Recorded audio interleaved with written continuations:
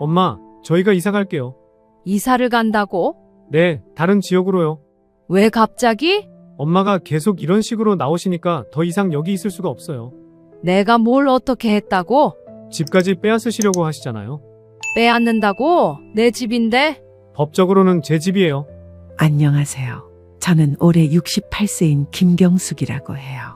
평생을 자식들을 위해서만 살아온 저에게 이런 일이 일어날 줄은 정말 몰랐어요. 지금 이 글을 쓰는 것도 많은 용기가 필요했지만 혹시나 저와 같은 상황에 계신 분들께 조금이라도 도움이 될까 해서 용기를 내어보아요. 저는 남편과 함께 두 아이를 키우며 평생을 살아왔어요. 아들 승연이와 딸 승희를 낳고 기르느라 정말 힘들었지만 그때는 행복했어요. 남편은 공무원이었고 저는 집에서 아이들을 돌보며 살림을 했어요. 남편이 돈을 못 버는 건 아니었지만 시부모님과 딸린 식구들을 보살펴야 하는 장남의 위치다 보니 늘 살림이 빠듯했어요. 그래서 더 아끼고 모았고 나는 부족해도 자식들에게만큼은 부족함을 느끼게 해주고 싶지 않았어요. 해줄 수 있는 건 늘 아낌없이 지원해주는 스타일이었습니다. 특히 큰아들 승연이에게는 정말 많은 것을 해줬어요. 대학 등록금부터 시작해서 결혼자금, 신혼집 마련까지 저희 부부가 평생 모은 돈을 다 쏟아부었어요. 승연이가 결혼할 때 사돈들이 시댁에서 이 정도로 해주시다니 정말 감사하다고 할 정도였거든요. 며느리도 처음엔 참 착해 보였어요. 결혼 초기에는 어머니, 아버지 정말 감사해요. 제가 잘할게요. 라고 인사도 정중하게 했었거든요.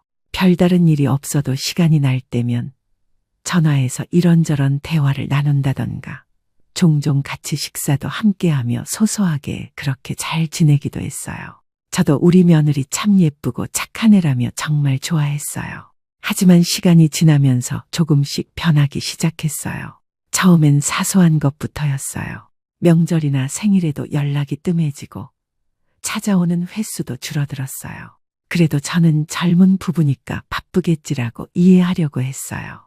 오히려 제가 먼저 안부를 묻고 필요한 게 있으면 언제든 말하라고 했거든요. 남편이 은퇴한 후에는 저희도 경제적으로 여유가 많지 않았지만 그래도 가끔씩 아들 내외에게 용돈도 주고 필요할 때 쓰라며 조금씩 돈을 건네주기도 했습니다. 저는 한동안 가정주부로 일을 하다 아들이 고등학교에 다니기 시작할 무렵 식당에서 일을 시작했어요. 아무래도 온 식구들을 책임져야 하다 보니 남편 월급으로는 감당하기 힘들었고 저도 벌어서 조금이라도 보탬이 되었으면 했거든요. 그래도 20년 넘게 식당 일을 하다 몇 년 전 은퇴 후에 작은 부업방을 운영하기 시작했어요. 집 근처에 작은 공간을 얻어서 동네 아주머니들과 함께 손뜨개나 소품 만드는 일을 했어요. 큰 돈은 안 되지만 용돈 정도는 벌 수 있었거든요. 나이가 드니 힘든 일을 할 수 있는 건 아니었지만 살아있다는 그런 느낌도 받고 싶었어요. 무엇보다 집에만 있으면 답답해서 나가서 사람들과 이야기도 하고 싶었죠. 그런데 작년 겨울 정말 충격적인 일이 일어났어요. 아들 승연이가 며느리와 함께 저희 집에 왔는데 평소와는 분위기가 달랐어요. 뭔가 심각한 이야기를 하려는 것 같더라고요. 오늘은 무슨 일로 왔니? 얼굴이 좀 심각해 보이는데. 엄마, 저희가 이야기할 게 있어서요. 어머니, 아버지, 앉으세요. 저는 가슴이 덜컥 내려앉았어요. 혹시 무슨 안 좋은 일이라도 생겼나 싶어서요. 엄마, 아빠, 솔직히 말씀드릴게요. 저희가 앞으로 독립적으로 살아가려고 해요. 독립적으로? 그게 무슨 말이니? 엄마, 이제 저희도 나이가 들어가는데 부모님한테 의존하면서 살 수는 없잖아요. 처음엔 아들이 자립정신을 가지려는 건가 싶어서 기특하기도 했어요. 그래, 그것도 좋은 생각이야. 엄마도 너희들이 독립적으로 잘 살아갔으면 좋겠어. 그런데 다음에 나온 말이 정말 충격이었어요. 그리고 엄마, 아빠도 이제 나이 드시는데 그거 다 자식들이 피해보는 거예요. 뭐라고? 나중에 나이 들어서 자식들한테 짐 되지 말라는 뜻이에요. 미리미리 준비하셔야죠. 맞아요. 요즘은 부모님들이 자식한테 의존하지 않고 독립적으로 사시잖아요. 그 순간 저는 정말 말이 안 나왔어요. 평생을 자식들을 위해 희생하며 살아왔는데 이제 나이가 들었다고 짐이 된다는 소리를 듣게 될 줄이야. 승연아, 그게 무슨 말이니? 우리가 언제 너희한테 의존했다고 그런 말을 하니? 아빠, 그런 뜻이 아니라 미리 준비하시라는 얘기예요. 저희도 이제 아이들 키우느라 바쁘고 저희 생활도 빠듯해요. 지윤아, 우리가 언제 너희한테 부탁한 적 있니? 오히려 우리가 너희 도와주기만 했잖니? 애 봐달라고 하면 가서 봐주고, 적은 금액이지만 종종 너희한테 용돈도 주고, 그런 게 짐이 되리라곤 생각도 못했다. 그건 그거고 앞으로 일을 말하는 거예요.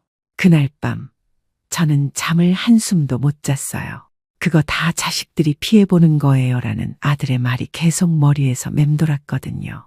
평생을 자식들을 위해서만 살아온 제가 이제는 짐이 되는 존재가 되었다는 게 정말 받아들여지지 않았어요. 그 일이 있은 후로 아들 부부와의 관계가 더욱 껄끄러워졌어요. 연락도 뜸해지고 만나더라도 예전 같은 따뜻함은 찾을 수 없었어요. 특히 며느리 지훈이의 태도 변화가 너무 심했어요. 결혼 초기에 그 정중하고 착했던 모습은 온데간데 없고 완전히 다른 사람이 된 것 같았어요. 어느 날 안사돈의 생일이라며 호텔에서 축하 파티를 한다는 소리를 들었어요. 며느리 친정도 제가 사는 동네여서 한 달이 건너면 다 아는 그런 사이였거든요. 1년 전 부업방에서 만나 친해진 동네 아주머니가 제가 말해주었어요. 경숙 씨, 지훈이가 며느리지? 내가 그 앞집 살잖아. 얼마 전에 그 집 엄마가 자기 생일날 와서 밥 먹고 가라고 하더라고. 호텔 뷔페 예약해놨다고. 거기서 밥 먹고 환갑 잔치한다더라. 저는 깜짝 놀랐어요. 지훈이가 그렇게 친정을 챙기는 줄 몰랐거든요. 그런데 정작 저나 남편 생일에는 전화 한 통 없었던 게 생각나더라고요. 승연아, 엄마가 들었는데 안사돈 환갑 잔치를 호텔에서 한다면서? 아, 네, 장모님이 환갑이라서요. 그래, 엄마 생일 때는 전화도 없더니 친정은 그렇게 챙기는구나.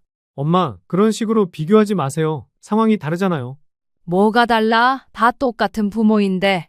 어머니, 저희 어머님은 몸이 안 좋으셔서 특별히 챙겨드리는 거예요. 우리도 나이가 들어서 몸이 예전 같지 않은데 그건 생각 안 하니? 그건 다른 문제죠. 대화를 나누다 보니 정말 어이가 없었어요. 친정에는 아낌없이 지원하면서도 시댁에는 완전히 무관심한 거예요. 며칠 후에는 더 황당한 일이 있었어요. 지훈이 친정에서 이사를 한다며 이사 비용을 지원해달라고 했다는 거예요. 엄마, 죄송한데 좀 급한 일이 생겨서요.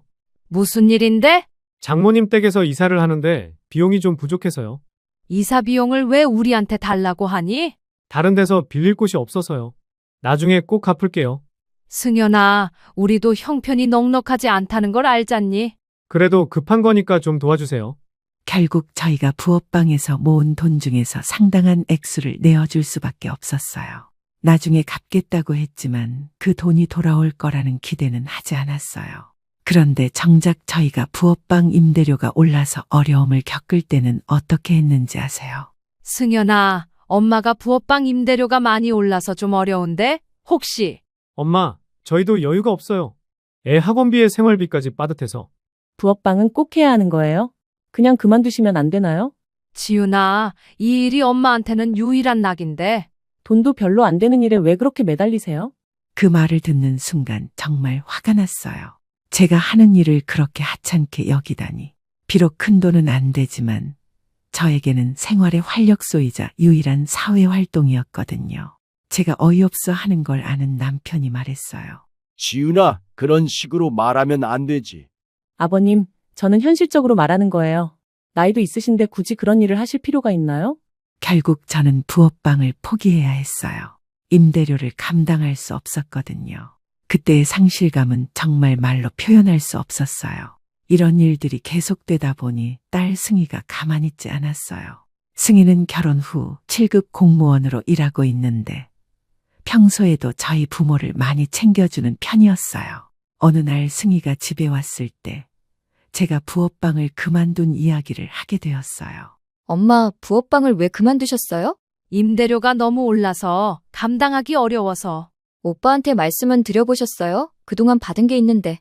말했지. 근데 여유 없다고 하더라. 여유 없다고요? 지난번에 이사 비용은 지원해드렸으면서요?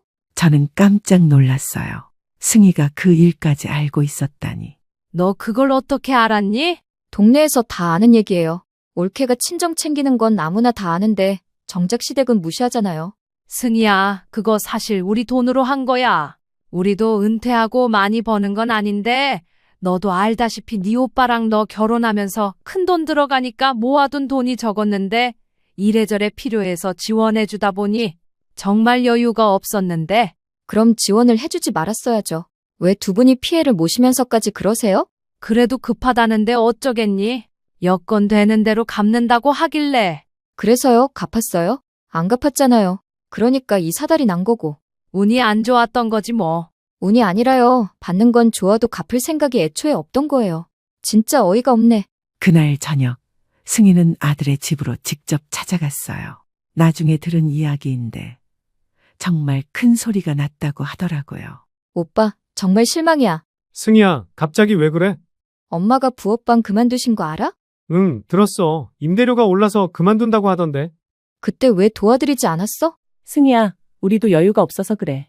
여유가 없다고. 그럼 새언니네 친정 이사 비용은 어떻게 낸 거야? 그건 급한 일이었어. 엄마 부업방도 급한 일이었어.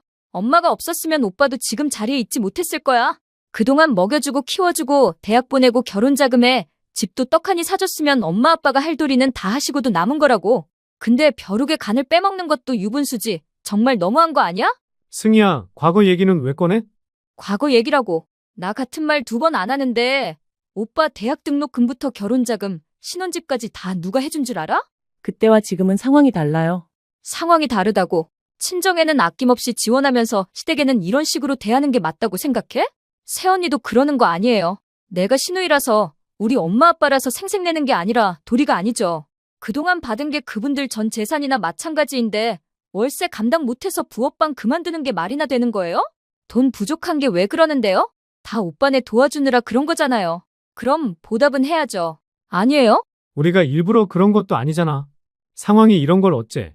아가씨가 지금 현실 파악을 제대로 못하는 것 같은데 사람마다 입장 차이라는 게 있는 거예요. 그렇게 함부로 말하지 마요.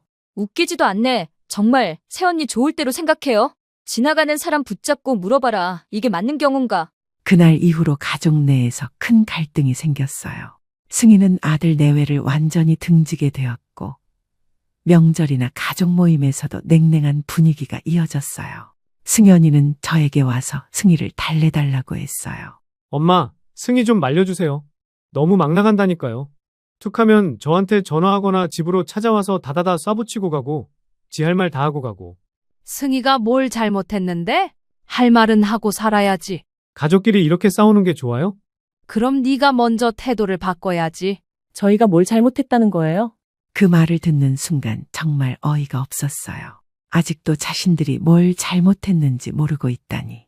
지윤아, 정말 모르겠어? 네, 모르겠어요. 그럼 내가 말해줄게. 친정은 챙기면서 시댁은 무시하는 게 맞다고 생각해? 저는 제 부모님을 챙기는 게 당연하다고 생각해요. 그럼 우리는 부모가 아니란 말이야? 그런 뜻이 아니라 엄마, 지훈이가 잘못 말한 거예요. 잘못 말한 게 아니라 속마음이 그런 거야. 그날 이후로 저는 정말 깊은 고민에 빠졌어요. 평생을 자식들을 위해 살아왔는데 이제는 짐이 되고 무시받는 존재가 되었다는 현실이 너무 받아들이기 어려웠거든요. 그런 일들이 계속 반복되면서 저는 점점 우울해져 갔어요. 아침에 일어나도 기분이 좋지 않고 뭘 해도 의욕이 생기지 않았어요. 남편 학수 씨는 그런 저를 보며 많이 걱정했어요. 경수가 너무 상심하지 마. 승연이도 나중에는 깨닫게 될 거야. 언제요? 우리가 죽을 때쯤에요? 그런 말 하지 마. 아직 젊잖아. 젊다고 하지만 벌써 우리를 짐으로 여기는데요. 남편도 할 말이 없어 하더라고요. 사실 남편도 저만큼이나 상처받았을 텐데 저를 위로하려고 애쓰는 게 더 안타까웠어요. 그런데 상황은 더욱 악화되었어요. 어느 날 지훈이 친정에서 또 다른 일로 도움을 요청해 왔어요.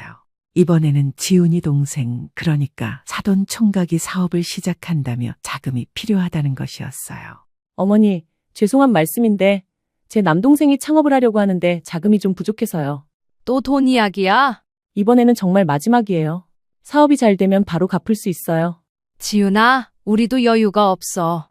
부업방도 그만둔 상황인데 엄마, 그래도 가족인데 좀 도와주세요. 가족이면 서로 도와야 하는 거 아니야?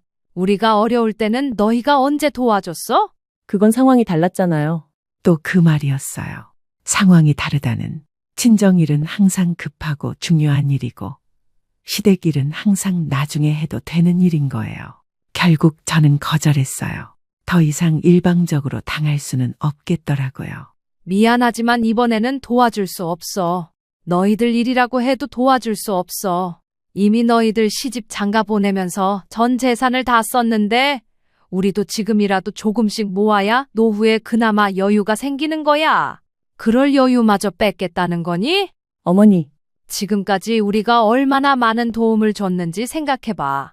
그런데 정작 우리가 필요할 때는 어떻게 했어? 엄마, 그렇게 따지면서 살면 어떡해요? 따진다고? 그럼 우리는 계속 일방적으로 줘야만 하는 거야? 부모가 자식을 위해 희생하는 게 당연하다고 생각하니? 그래도 가족이잖아요. 왜 그렇게 냉정하세요?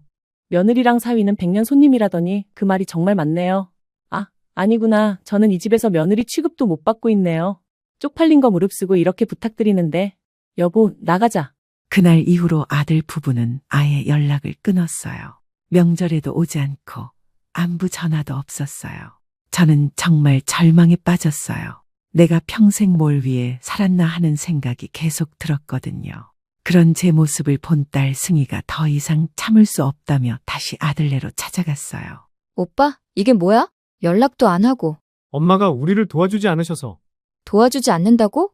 지금까지 얼마나 많이 도와줬는데. 그때와 지금은 달라요. 또 그 소리야? 도대체 뭐가 달라? 어머니가 너무 인색해지셨어요. 인색하다고요? 정말 어이없다. 친정에는 아낌없이 주면서 시댁에는 인색하다고요?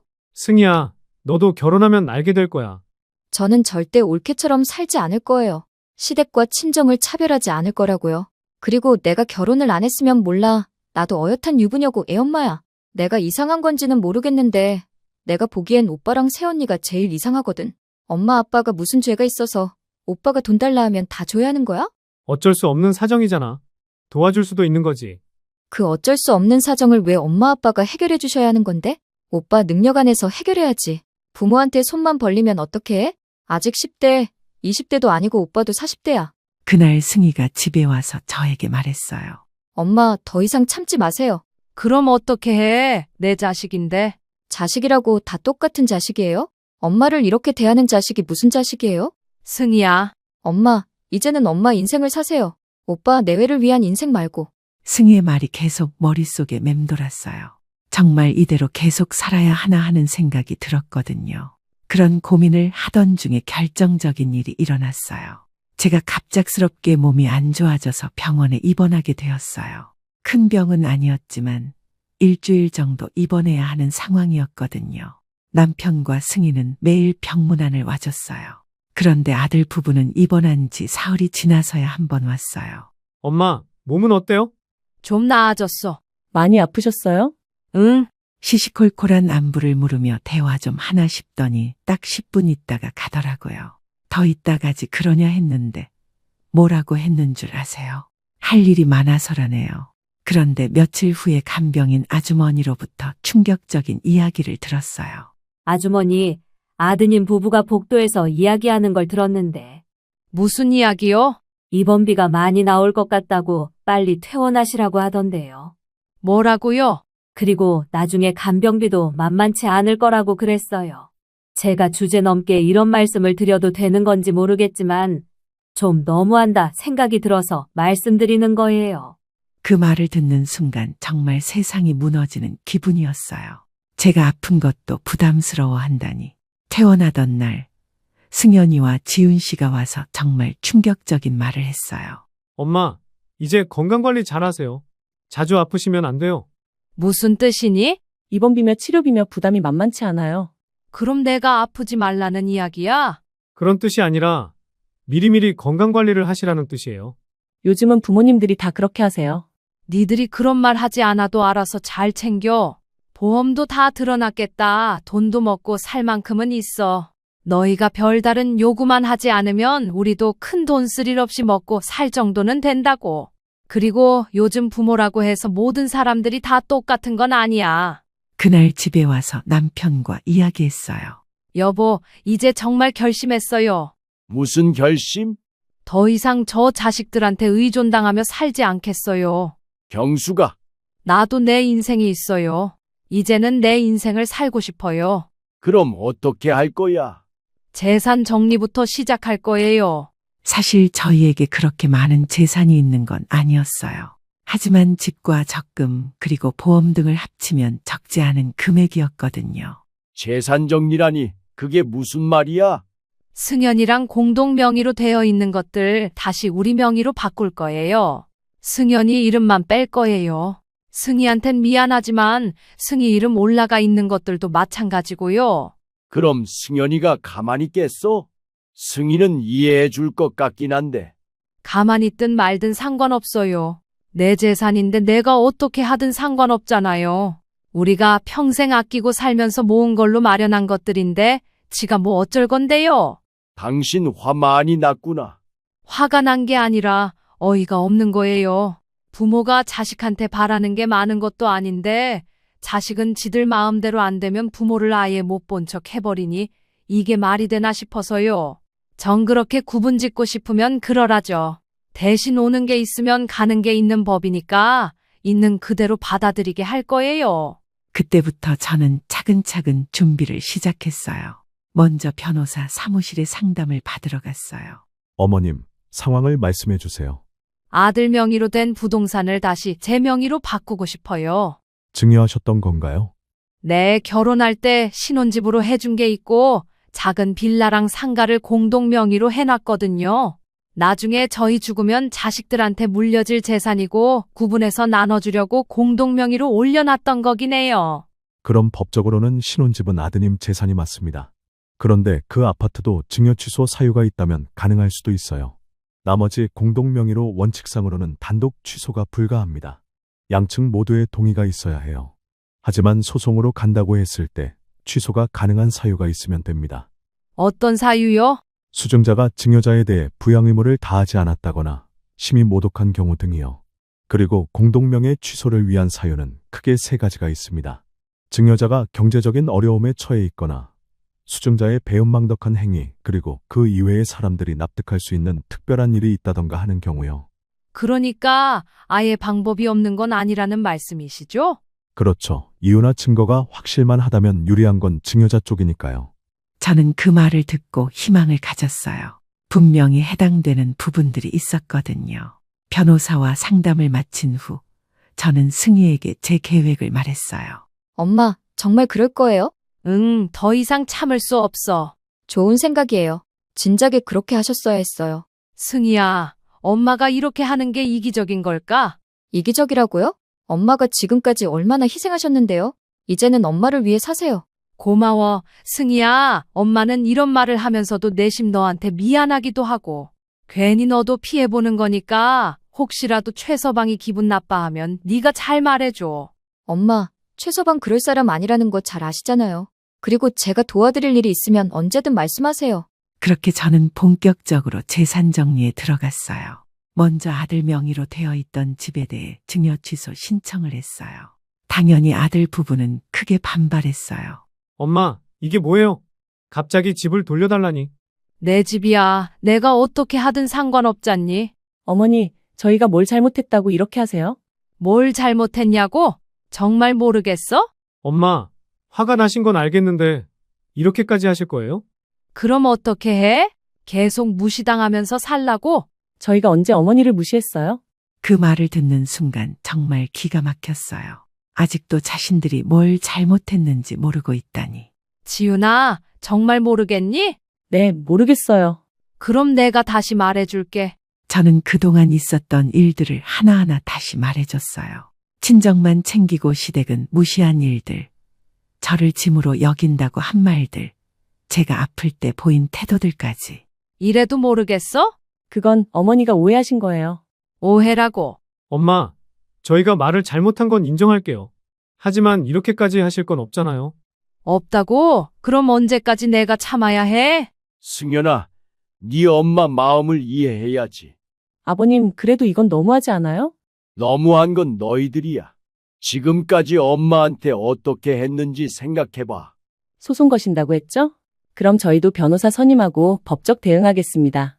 결국 아들 부부는 뒤도 돌아보지 않고 집으로 돌아갔어요. 아들 녀석은 뭐라 말하고 싶은데 말을 하지 못하는 눈치였고 며느리도 어찌할 수 없다는 걸 알지만 자신의 뜻을 굽힐 생각이 없어 보였습니다. 그날부터 또 연락이 끊겼어요. 법적 절차는 생각보다 복잡했어요. 하지만 변호사의 도움으로 차근차근 진행해 나갔어요. 그 과정에서 저는 정말 많은 것들을 깨달았어요. 그동안 제가 얼마나 일방적으로 희생해 왔는지, 그리고 그것을 당연하게 여기고 있었던 아들 부부의 모습을요. 경수가 후회는 안 해. 후회요?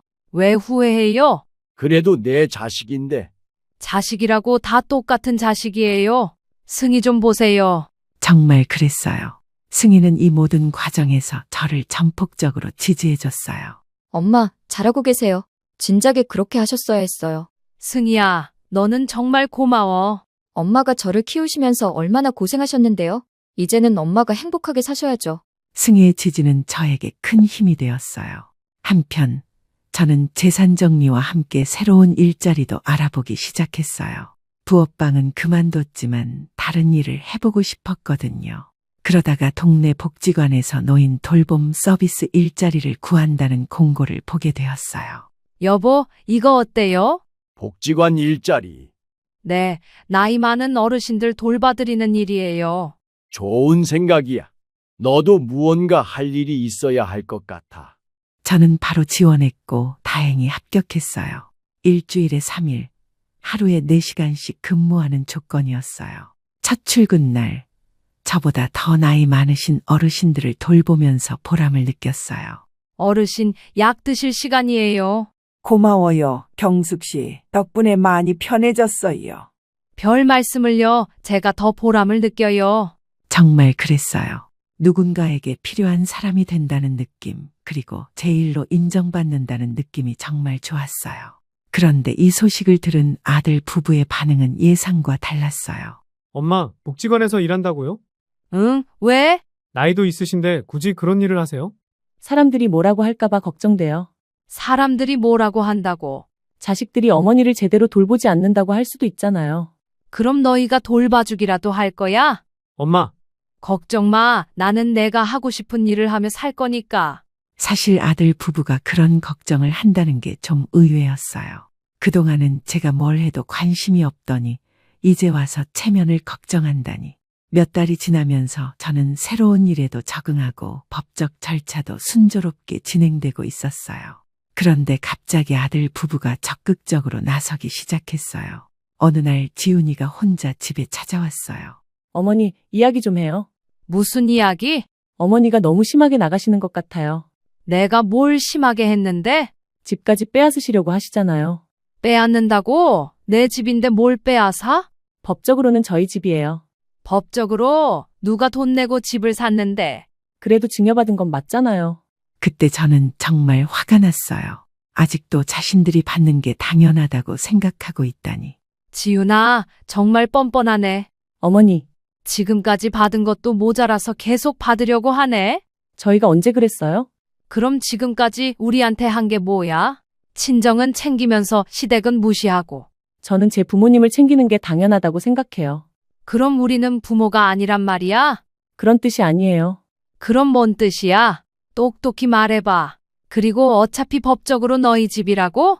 우리가 증여해서 너희 명의가 된 건 맞아. 하지만 사유가 있으면 증여 취소를 할 수 있다더라. 어차피 서류고 뭐고 다 있으니 증거는 충분해.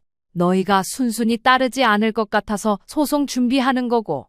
부모의 도움이 당연한 건 아닐 텐데 너희는 뭐가 그렇게 당당해서 우리한테 그런 행동을 하는 거지?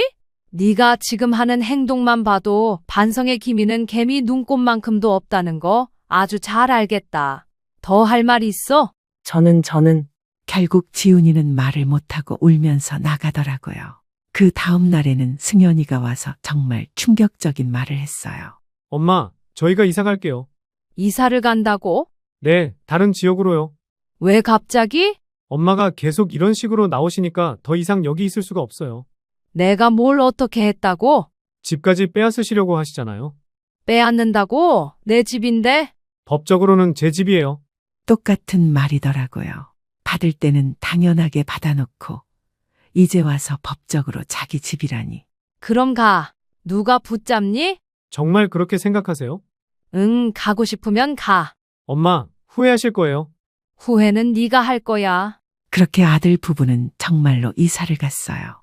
다른 지역으로 멀리 이사를 가버렸어요. 처음에는 조금 허전했어요. 그래도 내 자식인데 이렇게 멀리 가버리다니. 여보, 괜찮아. 뭐가요? 승연이가 이사 간 거 말이야. 괜찮아요. 오히려 속이 시원해요. 정말 그랬어요. 더 이상 눈치 볼 일도 없고 무시당할 일도 없으니까 오히려 마음이 편했어요. 아들 부부가 이사를 간 후 저희 집은 정말 평화로워졌어요. 더 이상 눈치 볼 일도 없고 스트레스 받을 일도 없었어요.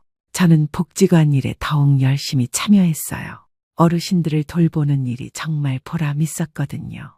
경숙 씨, 덕분에 우리가 많이 편해졌어. 어르신들이 건강하시면 저도 기뻐요. 자식들은 잘 지내? 내 딸이 자주 와서 챙겨줘요. 그거 참 다행이네. 자식 복이 있어. 정말 그렇더라고요. 승희는 예전보다 더 자주 와서 저희를 챙겨줬어요. 엄마, 오빠 연락은 없어요? 없어. 있어도 받지 않을 거야.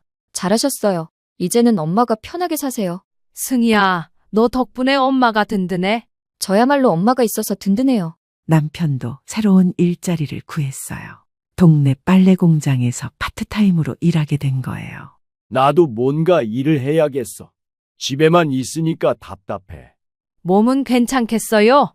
괜찮아. 적당히 몸을 움직이는 게 오히려 건강에 좋대. 그럼 좋네요. 그렇게 저희 부부는 각자 일을 하면서 활기찬 노년을 보내기 시작했어요. 한편 법적 절차도 순조롭게 진행되어서 결국 집을 다시 제 명의로 되찾을 수 있었어요. 준비 기간도 길고 법적 판결을 받기까지 제법 오래 시간이 걸렸지만 결국 법도 저희 부부의 편을 들어준 겁니다. 아들 내외는 길길이 판결이 난 뒤 길길이 날뛰고 난리도 아니었어요. 집에 찾아오는 건 물론이거니와 승인의 집에 가서도 한바탕 소란을 피웠다고 했어요. 자신들이 강하게 나가면 저희가 마음이 약해져 아무것도 못하리라 생각했던 걸까요? 어머님, 수고하셨습니다. 이제 집이 다시 어머님 명의가 되었어요. 정말 감사해요. 변호사님 덕분에 좋은 결과 얻을 수 있었어요. 좋은 말씀도 많이 해주시고 제 이야기 들어주시느라 정말 고생 많으셨고 감사했습니다. 당연한 결과예요.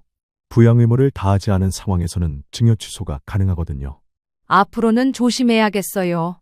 네, 재산 관리 잘하시길 바라요. 집을 되찾고 나니 정말 마음이 홀가분했어요.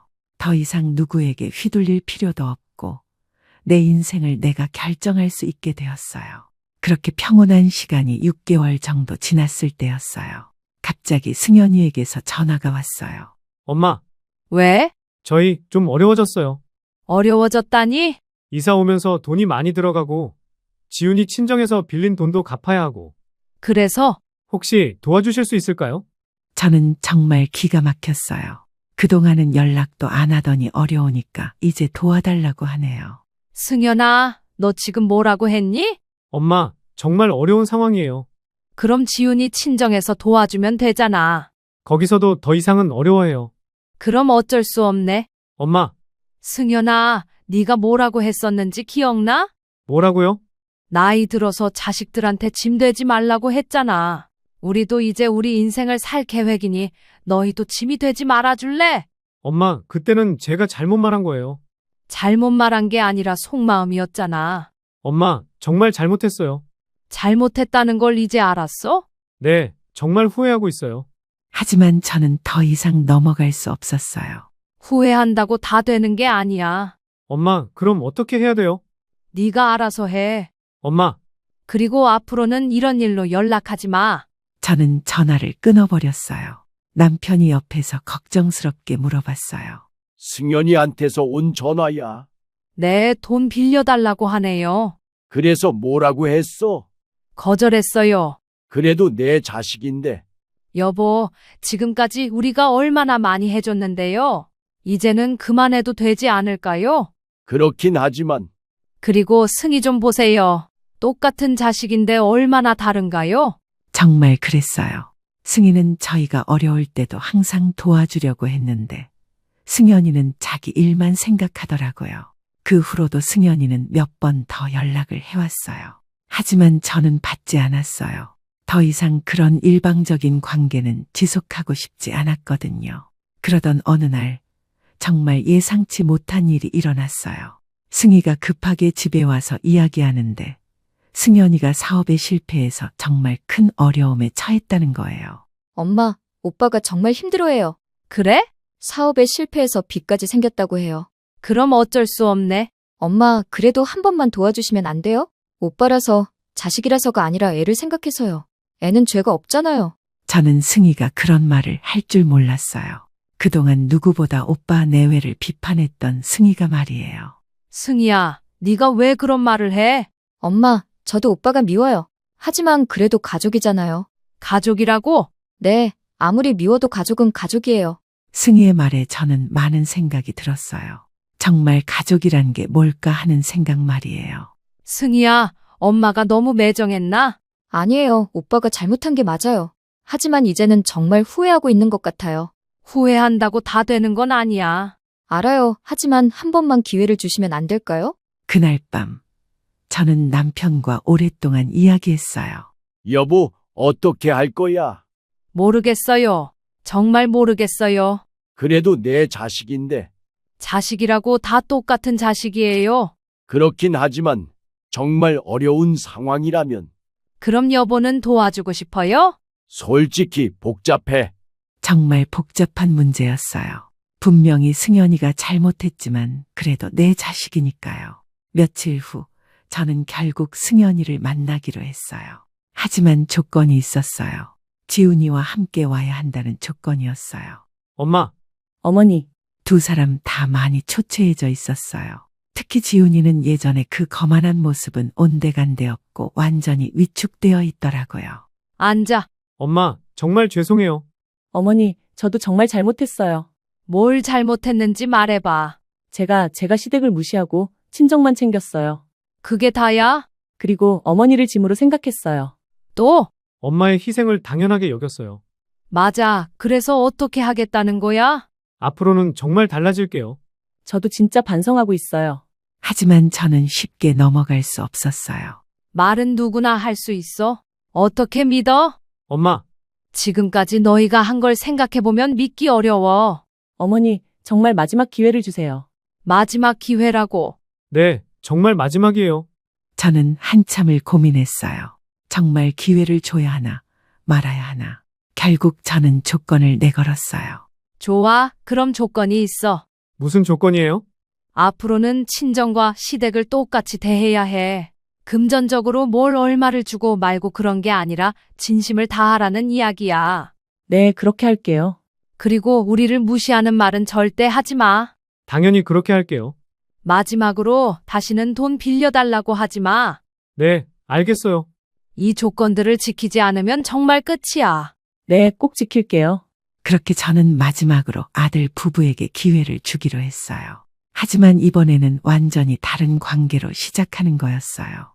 우선 당장 급한 상황을 해결해 주기 위해 어느 정도 도움을 줬어요. 하지만 예전처럼 아낌없이 주는 게 아니라 꼭 필요한 만큼만이었어요. 이번이 정말 마지막이야. 네, 알겠어요. 정말 감사해요. 어머니, 앞으로는 정말 잘할게요. 말로만 하지 말고 행동으로 보여줘. 그 후로 아들 부부의 태도가 정말 많이 달라졌어요. 특히 지훈 씨의 변화가 눈에 띄게 컸어요. 어머니, 안녕히 계세요. 응, 조심히 가. 다음 주말에 또 올게요. 그래. 예전 같으면 상상도 할 수 없는 일이었어요. 지훈이가 먼저 인사를 하고 자주 오겠다고 말하다니.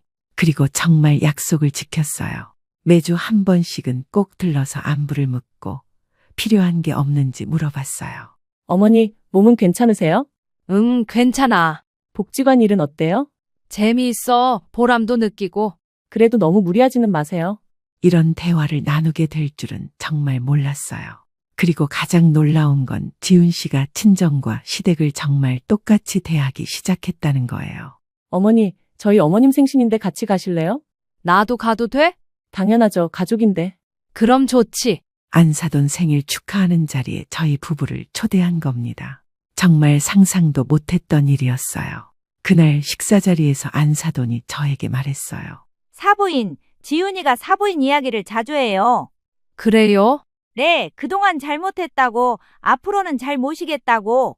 다행이네요. 사부인이 잘 가르쳐 주셔서 감사해요.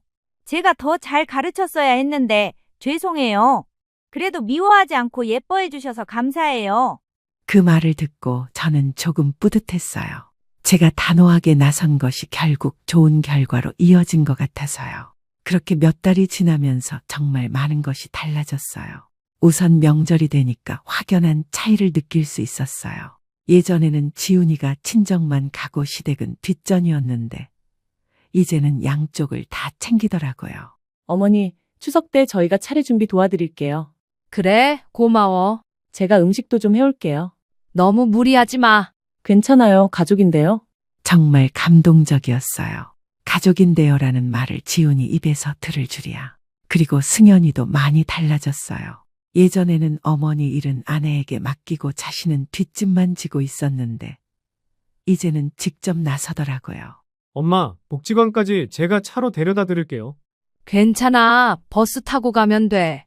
아니에요. 제가 시간 맞춰서 올게요. 그럼 고마워. 이런 작은 변화들이 정말 큰 의미가 있었어요. 예전에는 저희가 불편해도 신경 쓰지 않았는데 이제는 먼저 챙겨주려고 하거든요. 특히 제가 몸이 조금 안 좋을 때 반응이 완전히 달라졌어요. 어느 날 감기에 걸려서 며칠 복지관에 못 가게 되었는데 그 소식을 들은 아들 부부가 바로 달려왔어요. 어머니, 약은 드셨어요? 응, 먹었어. 병원에는 가보셨어요? 감기인데 뭘. 그래도 나이가 있으시니까 병원에 가보시는 게 좋을 것 같아요. 제가 모셔다 드릴게요.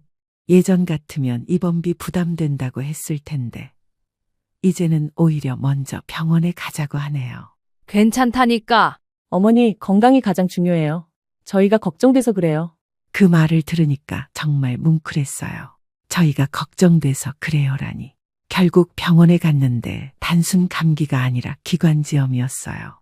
약을 처방받아서 며칠 더 쉬어야 했어요. 그런데 그동안 아들 부부가 정말 헌신적으로 돌봐줬어요. 매일 와서 안부를 묻고 약 챙겨주고 식사도 준비해서 가져왔어요. 어머니, 죽 끓여왔어요. 고마워. 너무 수고시키네. 무슨 말씀을요? 당연한 거죠. 엄마, 약 시간 됐어요. 그래, 고마워. 빨리 나으셔야 해요. 이런 모습을 보면서 정말 많은 생각이 들었어요. 사람이 정말 변할 수 있구나 하는 생각도 들고 그동안 제가 너무 참고만 있었던 게 문제였구나 하는 생각도 들었어요. 남편도 그런 변화를 신기하게 여겼어요. 여보, 승연이하고 지훈이가 정말 많이 달라졌네. 그러게요. 당신이 단호하게 나선 게 잘한 일이었어. 그런가 봐요. 사람은 너무 좋기만 하면 안 되는 거구나. 적당한 선이 있어야 하는 것 같아요. 그렇게 시간이 흐르면서 저희 가족은 새로운 균형을 찾아갔어요. 아들 부부는 예전처럼 일방적으로 받기만 하는 관계가 아니라 진짜 가족으로서 서로 챙기는 관계가 되었어요. 그리고 가장 중요한 건 제가 저 자신을 찾았다는 거예요. 더 이상 누군가의 그늘에 가려져 사는 게 아니라 저만의 삶을 살게 되었어요. 복지관 일도 계속하고 있어요. 처음에는 단순히 시간을 보내기 위해 시작한 일이었는데 이제는 정말 보람을 느끼고 있어요. 경숙 씨, 어르신들이 많이 좋아하세요.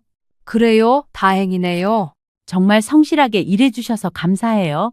저도 즐겁게 하고 있어요. 혹시 시간 더 늘릴 수 있으세요? 시간을 더 늘린다고요?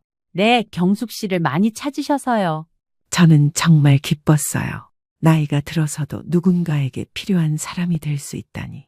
좋아요. 시간 늘릴게요. 그렇게 저는 일주일에 5일, 하루 6시간씩 근무하게 되었어요. 물론 몸이 힘들 때도 있지만 그보다는 보람이 더 컸어요. 남편도 빨래 공장 일을 계속하고 있어요. 처음에는 걱정했는데 오히려 몸이 더 건강해진 것 같아요. 일하니까 기분이 좋아. 그래요? 집에만 있으니까 답답했는데 일하니까 활력이 생겨. 다행이에요. 우리 나이에도 할 일이 있다는 게 좋아. 정말 그랬어요. 나이가 들었다고 해서 무기력하게 지낼 필요는 없더라고요. 그리고 승희는 여전히 저희를 많이 챙겨줘요. 예전보다 더 자주 와서 이야기도 하고 필요한 걸 챙겨주기도 해요. 엄마, 요즘 어때요? 좋아, 일도 재미있고. 오빠는 어때요? 많이 달라졌어. 정말 달라졌어. 다행이에요. 엄마가 단호하게 하셔서 그래요. 그런가? 네, 때로는 단호해야 해요. 승희의 말이 맞았어요. 때로는 단호함이 필요한 법이에요. 그렇게 1년이 지나면서 정말 많은 것이 자리를 잡았어요. 아들 부부는 정말로 변했어요. 단순히 겉모습만 변한 게 아니라 마음가짐부터 완전히 달라진 것 같았어요. 어느 날 지훈 씨가 혼자 집에 와서 진심 어린 사과를 했어요. 어머니, 정말 죄송해요. 왜 갑자기? 그동안 제가 정말 못됐어요. 이제 와서 뭔 소리야? 어머니가 그렇게 단호하게 나서지 않으셨으면 저는 계속 그렇게 살았을 거예요. 그래? 네, 정말 감사해요. 저를 깨우쳐 주셔서. 지훈아, 이제는 그만하자. 네, 앞으로는 정말 잘할게요. 그 말을 들으니까 정말 다 용서가 되더라고요. 그동안 쌓였던 원망이나 서운함이 다 사라지는 기분이었어요. 그리고 승연이도 마찬가지였어요. 엄마, 저 때문에 많이 힘드셨죠? 힘들기도 했지. 정말 죄송해요. 그때는 제가 너무 어렸어요. 어렸다기보다는 철이 없었던 거지. 맞아요. 정말 철이 없었어요. 이제 알면 됐어. 앞으로는 진짜 효도할게요. 효도는 특별한 게 아니야. 그냥 자주 안부 묻고 존중해주면 되는 거야. 네, 꼭 그렇게 할게요. 이런 대화를 나누고 나니까 정말 마음이 편해졌어요. 더 이상 서로 어색하지도 않고 자연스러운 가족이 된 기분이었어요. 그렇게 또 시간이 흘러서 저는 이제 70세가 되었어요. 남편은 72세가 되었고요. 하지만 저희는 여전히 건강하고 활기차게 살고 있어요. 복지관 일도 계속하고 있고 남편도 빨래 공장에서 일하고 있어요. 그리고 가장 큰 변화는 가족 관계예요. 정말 화목한 가족이 되었어요. 매주 일요일마다 온 가족이 모여서 식사를 해요. 아들 부부도 오고 승희 가족도 와서 함께 시간을 보내요. 엄마, 음식 정말 맛있어요. 많이 먹어. 어머니, 제가 설거지 할게요. 괜찮아. 아니에요, 제가 할게요. 엄마, 요즘 일은 어때요? 재미있어. 보람도 느끼고. 몸은 안 힘들어요? 괜찮아. 오히려 일하니까 더 건강한 것 같아. 이런 평범한 대화들이 얼마나 소중한지 몰랐어요. 예전에는 이런 것도 당연하게 여겼는데 이제는 하나하나가 다 고마워요. 그리고 아들 부부가 정말 많이 챙겨줘요. 특히 지훈이의 변화가 정말 놀라워요. 어머니, 병원 검진 받으러 가실 때 제가 모셔다 드릴게요. 혼자 갈 수 있어. 아니에요, 제가 같이 가서 의사 선생님 말씀도 들어야죠. 그럼 고마워. 당연한 거예요. 이런 모습을 보면서 정말 뿌듯해요. 제가 단호하게 나선 것이 결국 모두에게 좋은 결과를 가져온 것 같아서요. 이제 돌이켜보면 그때 제가 한 결정이 정말 잘한 일이었다고 생각해요. 만약 그때 계속 참고 넘어갔다면 아마 지금도 똑같은 상황이었을 거예요. 아니, 더 심해졌을 수도 있어요. 사람은 경계선이 필요해요. 아무리 가족이라고 해도 무조건 참고 희생만 할 수는 없어요. 그리고 진짜 사랑은 때로는 단호함을 필요로 해요. 제가 아들 부부에게 단호하게 나선 것도 결국은 사랑이었다고 생각해요. 그들이 잘못된 길로 가는 것을 막아준 거니까요. 지금 생각해보면 그때 승희가 해준 말이 정말 맞았어요. 때로는 단호해야 한다는 그 말이에요. 너무 착하기만 하면 오히려 상대방을 버릇없게 만들 수도 있어요. 적당한 선이 있어야 건강한 관계를 유지할 수 있는 것 같아요. 그리고 나이가 들었다고 해서 무기력하게 살 필요는 없다는 것도 깨달았어요. 저는 지금도 일을 하고 있고 그것이 저에게 큰 활력소가 되고 있어요. 복지관에서 일하면서 저보다 더 나이 많으신 어르신들을 돌보고 있는데 그분들께 제가 필요한 사람이라는 느낌이 정말 좋아요. 경숙 씨 덕분에 우리가 많이 편해졌어. 제가 더 보람을 느껴요. 나이가 들어도 이렇게 일할 수 있다는 게 참 좋아. 그래요. 일하니까 더 건강한 것 같아요. 이런 대화를 나누면서 저도 많이 배워요. 나이는 숫자에 불과하다는 것, 건강하면 무엇이든 할 수 있다는 것을요. 그렇게 안정적인 생활을 하던 중에 새로운 기회가 찾아왔어요. 복지관에서 어르신들을 위한 프로그램을 새로 만들겠다며 제게 운영을 맡아달라고 하는 거예요. 경숙 씨, 어르신들이 경숙 씨를 정말 좋아하세요. 감사해요. 그래서 새로운 프로그램을 경숙 씨가 맡아서 해주셨으면 해요. 저요? 네, 어르신들과의 소통 프로그램이에요. 제가 할 수 있을까요? 물론이죠. 경숙 씨만큼 어르신들 마음을 잘 아는 분도 없어요. 처음에는 부담스러웠어요. 제가 그런 큰 일을 맡을 수 있을까 싶어서요. 하지만 가족들이 모두 지지해줬어요. 엄마, 정말 잘하실 거예요. 걱정돼. 뭐가 걱정이에요? 엄마만큼 사람들 마음을 잘 아는 분도 없는데. 엄마, 저희가 도와드릴 일이 있으면 언제든 말씀하세요. 어머니, 화이팅이에요. 남편도 적극적으로 지지해줬어요. 경수가 해봐. 잘할 거야. 정말 할 수 있을까요? 당연히 할 수 있어. 네가 얼마나 세심하고 따뜻한 사람인데. 그렇게 저는 새로운 도전을 시작했어요. 어르신 마음 나누기 프로그램이라는 이름으로 시작한 거예요. 처음에는 어색했지만 점점 익숙해졌어요. 어르신들과 이야기를 나누고 서로의 경험을 공유하는 시간이 정말 의미 있었어요. 요즘 젊은 사람들은 우리를 이해하지 못해. 그래도 서로 이해하려고 노력하면 될 거예요. 경숙 씨는 어떻게 자식들과 잘 지내? 저도 어려운 시간이 있었어요. 하지만 대화를 통해서 풀어나갔어요. 때로는 단호해야 할 때도 있어요. 무조건 참기만 하면 안 되거든요. 이런 이야기들을 나누면서 저도 많이 배웠어요. 다른 어르신들도 저와 비슷한 고민을 하고 계시더라고요. 프로그램을 시작한 지 6개월이 지나니까 정말 큰 변화가 있었어요. 참여하시는 어르신들이 많아졌고 만족도도 높아졌어요. 경숙 씨, 정말 대단해요. 뭐가요? 프로그램 만족도가 95%예요. 정말요? 네, 어르신들이 정말 좋아하세요. 다행이네요. 다른 복지관에서도 벤치마킹 하려고 문의가 와요. 정말 뿌듯했어요. 제가 하는 일이 다른 사람들에게도 도움이 되고 있다니. 그리고 가장 기뻤던 건 가족들이 정말 자랑스러워했다는 거예요. 엄마, 신문에 나오셨네요. 신문에? 복지관 우수 프로그램으로 소개됐어요. 어머니, 정말 자랑스러워요. 신문에 제 사진과 함께 프로그램이 소개된 걸 보니까 정말 감동이었어요. 나이가 들어서도 이런 성취를 할 수 있다니. 남편도 정말 기뻐했어요. 여보, 정말 대단해. 뭐가 대단해요? 나이가 들어서 새로운 일에 도전하는 게 쉬운 일이 아닌데. 그냥 재미있어서 한 거예요. 그래도 대단해. 나도 자랑스러워. 이런 말을 들으니까 정말 힘이 났어요.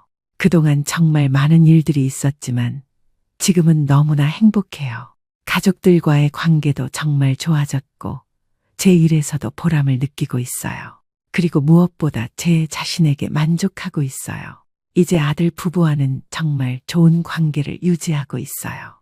서로를 존중하고 배려하는 진짜 가족이 되었어요. 앞으로도 지금처럼만 서로를 생각하는, 서로를 진심으로 위해주는 그런 가족이 되고 싶어요.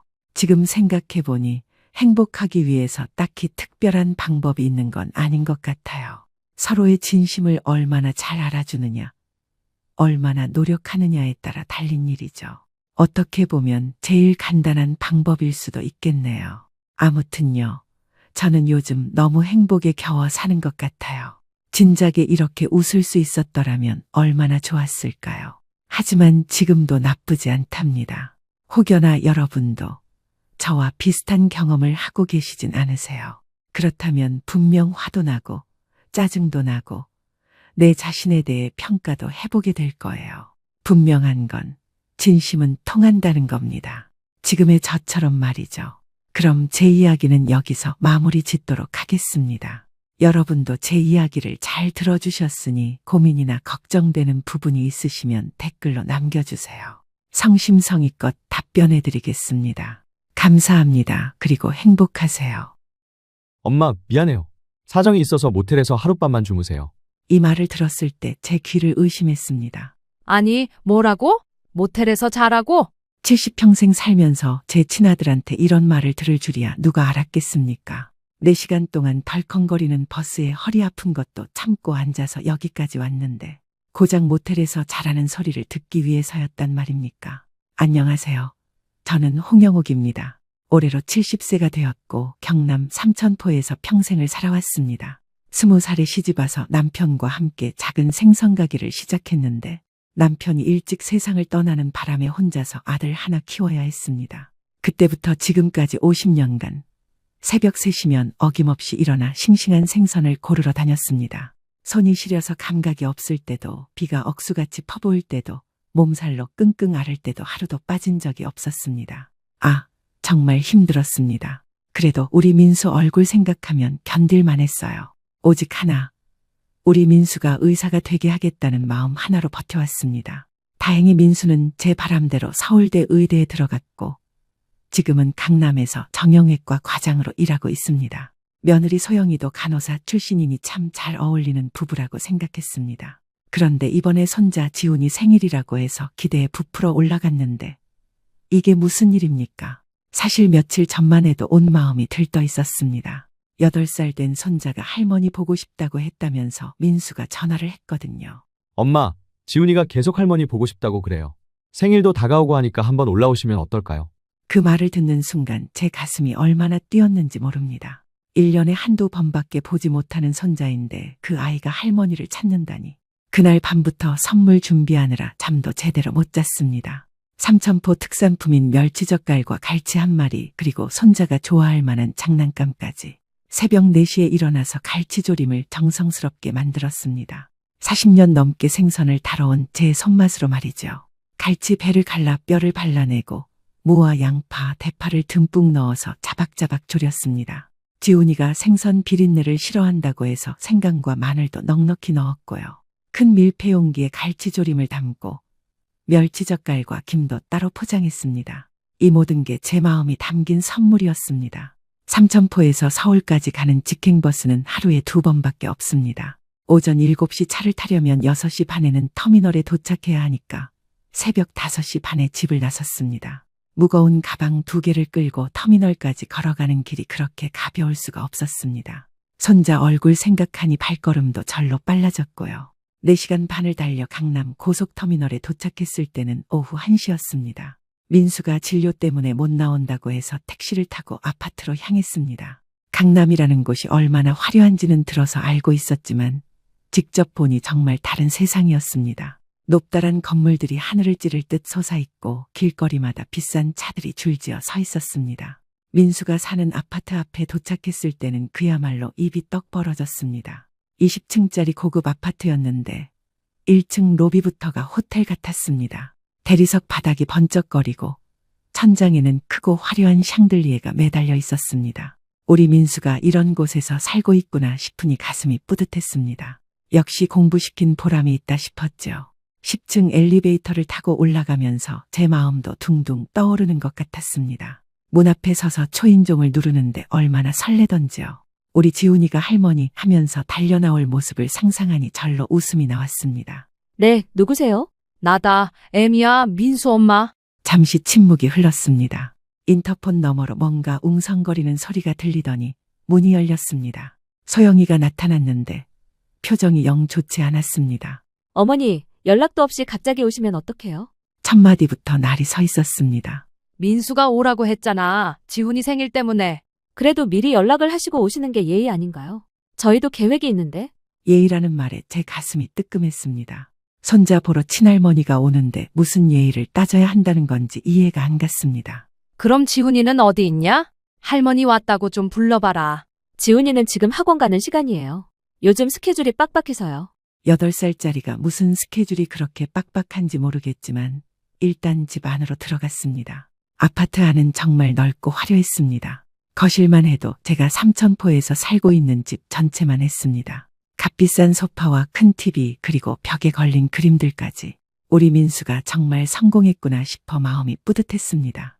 집이 참 넓고 좋구나. 우리 민수 정말 잘 됐네. 네, 그런데 어머니, 사실 오늘 저희가 약속이 있어서요. 또 약속 이야기였습니다. 오늘 저 친구들하고 만나기로 했는데 어머니가 오신다는 연락을 못 받아서. 아, 그래? 그럼 민수는 언제 들어와? 오빠는 오늘 당직이에요. 내일 아침에나 들어올 것 같은데. 민수가 당직이라는 말에 좀 섭섭했지만 그래도 손자라도 보면 되겠다 싶었습니다. 그럼 지훈이는 언제 학원에서 돌아와? 그게 오늘은 학원 끝나고 친구 집에서 자기로 했어요.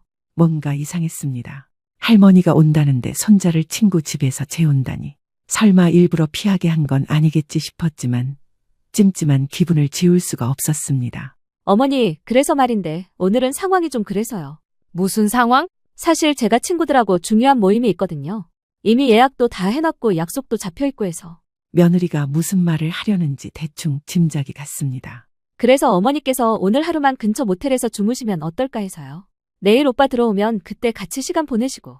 귀를 의심했습니다. 친할머니를 모텔에서 재우자는 소리를 지금 하고 있는 겁니까? 모텔이라고? 네, 바로 앞에 깨끗하고 좋은 데 있어요. 제가 예약해드릴게요. 제 가슴 속에서 뭔가 탁 하고 끊어지는 소리가 났습니다. 하지만 아직은 참았습니다. 혹시 정말 급한 일이 있을 수도 있으니까요. 그럼 내일 민수 들어오면 같이 밥이라도 먹을 수 있겠지? 그것도 내일 저희가 지훈이 친구 생일 파티에 가기로 했거든요. 하루 종일 바쁠 것 같아요. 이제야 알겠습니다. 이 사람이 저를 얼마나 귀찮아하는지 말입니다. 결국 저는 아파트 앞 모텔에 혼자 짐을 끌고 들어갔습니다. 새서울장이라는 이름의 허름한 3층 건물이었습니다. 로비에는 담배 냄새와 퀴퀴한 냄새가 섞여 있었고 카운터에는 졸고 있는 사장이 있었습니다. 방키를 받고 계단을 올라가는데 무릎이 시큰거렸습니다. 70세 늙은이가 무거운 짐 끌고 모텔 계단을 오르고 있는 제 꼴이 한심했습니다. 302로 문을 열고 들어갔을 때 제 마음은 바닥까지 떨어졌습니다. 곰팡이 냄새가 코를 찔렀고 벽지는 곳곳이 떨어져 있었습니다. 침대 시트는 언제 갈았는지 알 수 없을 정도로 낡아 있었고 작은 창문 하나로는 햇빛도 제대로 들어오지 않았습니다. 이곳이 우리 며느리가 친할머니를 위해 준비한 잠자리였습니다. 무거운 가방을 바닥에 내려놓고 침대 끝에 털썩 앉았습니다. 그제야 눈물이 핑 돌았습니다. 50년 전 일이 떠올랐습니다. 20살에 시집와서 낯선 삼천포 땅에서 시어머니 모시고 살 때였습니다. 그때 시어머니가 제게 하신 말씀이 있었습니다. 영호가 며느리라는 게 시집 식구들이 편하게 해주려고 온 거야. 네가 편하려고 온 게 아니고. 그 말씀을 가슴에 새기고 평생을 살았습니다. 시어머니가 편찮으실 때는 밤새 간병했고 시숙님들 명절에 오면 음식 준비에 뒷정리까지 다 혼자 했습니다. 한 번도 힘들다는 소리 한 적 없습니다. 그게 며느리의 도리라고 생각했으니까요. 그런데 우리 며느리는 어떻습니까? 시어머니가 손자 보러 왔는데 모텔에서 자라고 합니다. 친구들과의 약속이 시어머니보다 더 중요하다고 생각하는 겁니다. 휴대폰을 꺼내 민수에게 전화를 걸었습니다. 하지만 당직이라 그런지 전화를 받지 않았습니다. 문자라도 보내려고 했는데 손가락이 떨려서 제대로 입력이 안 됐습니다. 그냥 모텔 침대에 누워서 천장을 바라봤습니다. 이상하게 눈물은 나지 않았습니다. 대신 가슴속에서 차가운 무언가가 올라오는 것을 느꼈습니다. 50년 전 시어머니 말씀이 계속 맴돌았습니다. 며느리는 시집 식구들 편하게 해주려고 온 거야. 그런데 우리 며느리는 누굴 편하게 해주려고 우리 집에 온 건지 모르겠습니다. 해가 저물어갈 무렵 복도에서 시끄러운 소리가 들려왔습니다. 술 취한 사람들이 왁자지껄 떠들며 지나가는 소리였습니다. 여기서 하룻밤을 보내야 한다니. 70평생 이런 대접을 받아본 적이 없었습니다. 그때 휴대폰이 울렸습니다. 민수였습니다. 엄마, 지금 어디 계세요? 소영이한테 들었는데 모텔에 계신다고? 응, 네 마누라가 모텔에서 자라고 해서 여기 있다. 아, 그게 엄마, 죄송해요. 소영이가 오늘 중요한 약속이 있다고 해서. 중요한 약속이 할머니보다 더 중요하냐? 그게 아니라 엄마, 내일 제가 쉬니까 내일 같이 시간 보내요. 지훈이도 내일은 집에 있을 거고. 아들도 며느리 편이었습니다. 변명만 늘어놓을 뿐 미안하다는 말 한마디 제대로 하지 않았습니다. 그래, 알았다. 내일 보자. 전화를 끊고 나니 더욱 적막했습니다. 창문 밖으로 아들이 사는 아파트가 보였습니다. 불과 100m도 안 떨어진 곳에 있는 그 화려한 건물. 그 안에서 우리 며느리는 친구들과 즐거운 시간을 보내고 있을 것이고 우리 민수는 병원에서 환자들을 돌보고 있을 것입니다. 그리고 저는 이 춥고 퀴퀴한 모텔 방에서 혼자 밤을 보내야 합니다. 가방에서 정성스럽게 싸온 갈치조림을 꺼내보았습니다. 아직도 따뜻한 온기가 남아있었습니다. 새벽부터 공들여 만든 이 음식을 과연 누가 먹어줄까 싶었습니다. 그때 제 마음속에서 작은 의심이 고개를 들기 시작했습니다. 혹시 며느리가 처음부터 저를 오지 말라고 생각했던 건 아닐까? 민수가 엄마 오라고 했을 때 속으로는 달가워하지 않았던 건 아닐까? 그래서 일부러 이런 상황을 만든 건 아닐까? 아니다, 그럴 리 없다고 스스로를 달랬습니다. 우리 며느리가 아무리 그래도 그렇게 못된 사람은 아닐 것이라고 믿고 싶었습니다. 하지만 가슴 한구석에서는 차가운 예감이 자꾸만 올라왔습니다. 내일이면 모든 게 확실해질 것 같았습니다. 과연 우리 가족이 저를 진짜로 어떻게 생각하고 있는지 말입니다. 밤이 깊어갔지만 잠은 오지 않았습니다. 복도에서 들려오는 소음과 퀴퀴한 냄새 때문만이 아니었습니다. 마음속 깊은 곳에서 올라오는 불안감 때문이었습니다. 혹시 내일은 더 큰 충격이 기다리고 있는 건 아닐까 하는 예감이 들었습니다. 그리고 그 예감은 틀리지 않았습니다. 모텔에서 뒤척이며 보낸 밤이 지나고 아침이 밝았습니다.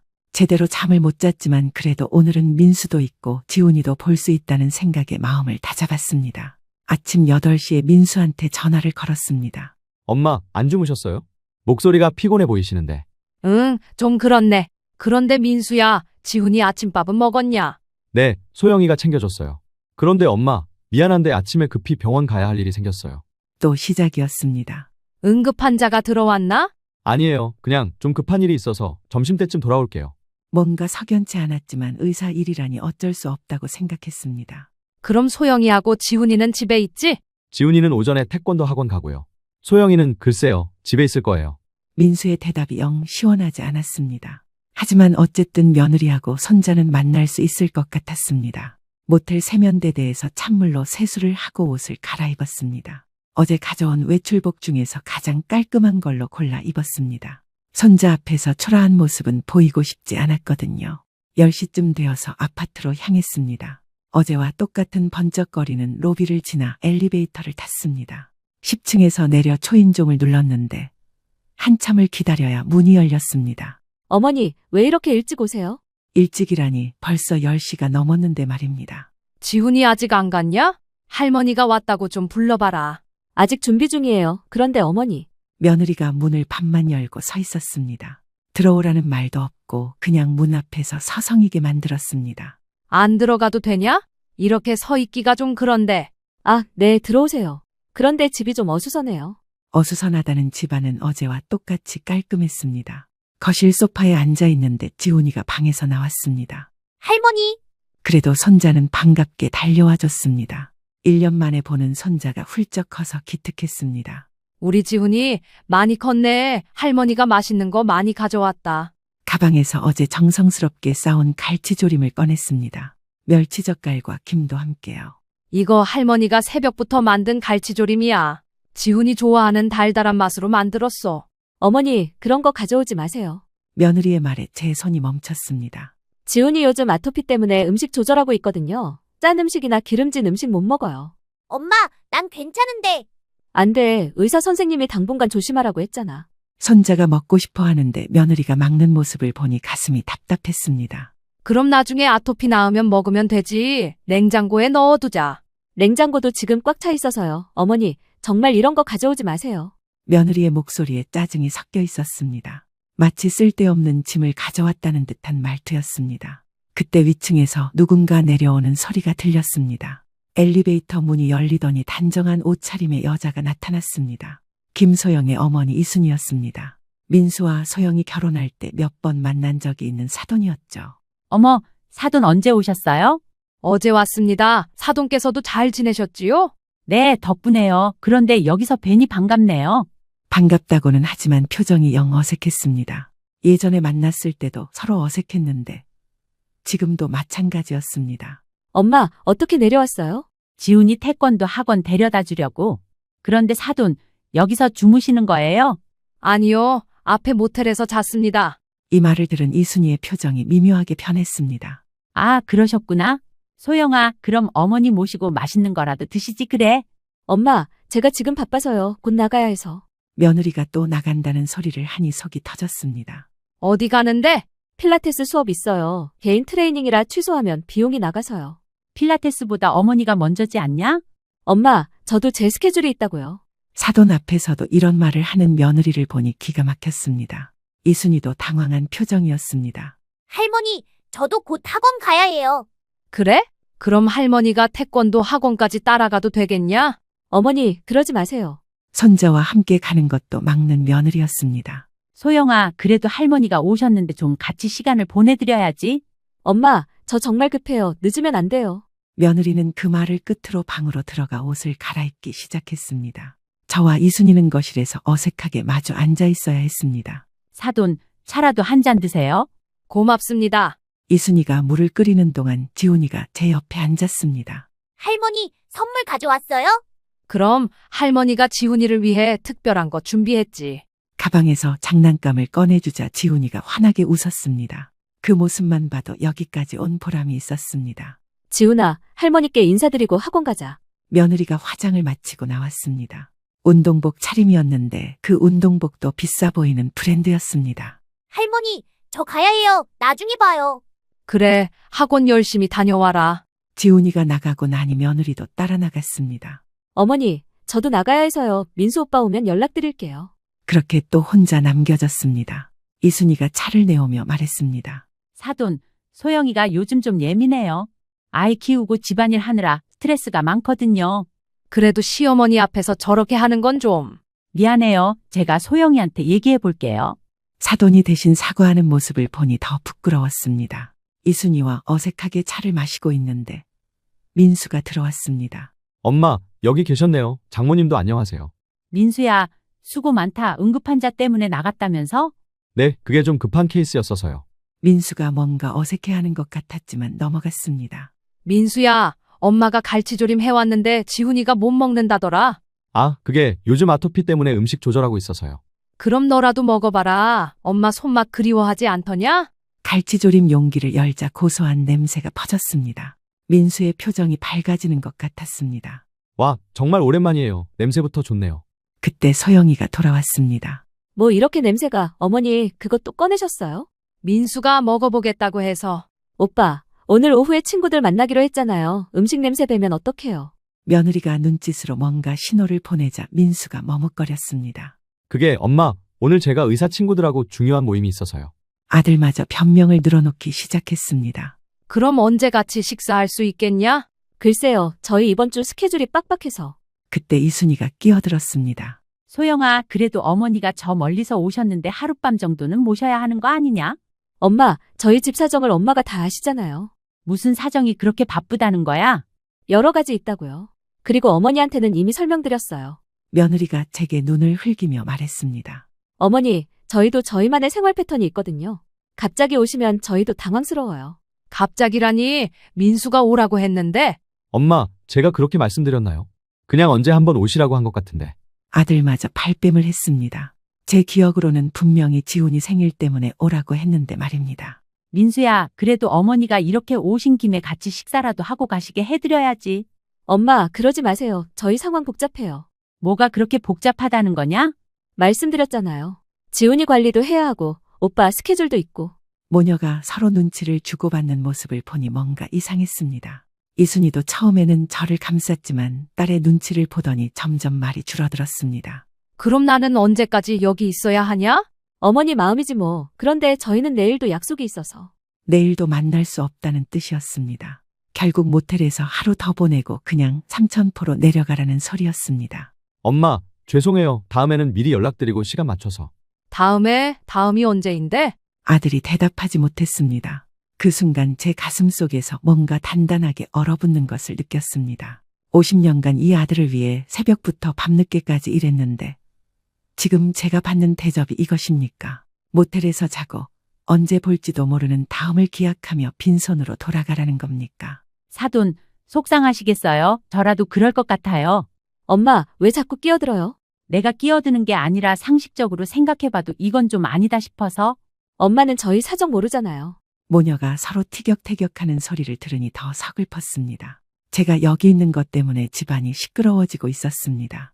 그만해요들. 내가 그냥 내려갈게요. 엄마, 그러지 마세요. 저녁이라도 같이 드시고 가세요. 오빠, 저녁에 우리 약속 있다고 했잖아요. 그 약속 미룰 수 있는 거 아니야? 벌써 2번이나 미뤘는데 또 미루면 안 돼요. 아들이 말할 때마다 며느리가 가로막았습니다. 민수도 결국 며느리 눈치를 보며 입을 다물었습니다. 그 모습을 보는 순간 저는 알았습니다. 우리 아들이 이 집에서 얼마나 작아져 있는지 말입니다. 이순이가 안타까운 표정으로 저를 바라봤습니다. 사돈, 제가 대신 죄송해요. 아닙니다. 사돈 잘못이 아니에요. 그때 지훈이가 태권도복을 입고 나왔습니다. 할머니, 저 학원 가요. 언제 또 와요? 모르겠다. 지훈아, 할머니도 바쁜 일이 많아서. 손자에게까지 거짓말을 하는 제 자신이 한심했습니다. 하지만 언제 온다고 약속할 수도 없는 상황이었습니다. 지훈이가 나간 후 집안에는 어색한 침묵만 흘렀습니다. 그럼 저도 나가볼게요. 며느리는 급하게 가방을 챙겨 나갔습니다. 마치 저를 피해 도망가는 것 같았습니다. 이순이가 한숨을 쉬며 말했습니다. 사돈, 정말 미안해요. 소영이가 요즘 좀 예민해서. 사돈, 우리가 자식들 잘못 키운 건 아닐까요? 뭔 소리예요? 둘 다 잘 키웠잖아요. 잘 키웠으면 어떻게 이런 일이 생기겠습니까? 이순이도 할 말이 없는지 그냥 고개만 끄덕였습니다. 그날 저녁 민수는 결국 약속이 있다며 나가버렸습니다. 저는 또 혼자 모텔로 돌아가야 했습니다. 가져온 갈치조림은 그대로 냉장고 한 구석에 방치되어 있었습니다. 아무도 거들떠보지 않는 제 정성이 서글펐습니다. 모텔방에 앉아서 삼천포로 돌아갈 차표를 예매했습니다. 내일 아침 첫 차로 내려가기로 했습니다. 더 이상 여기서 환영받지 못하는 손님 노릇은 하고 싶지 않았거든요.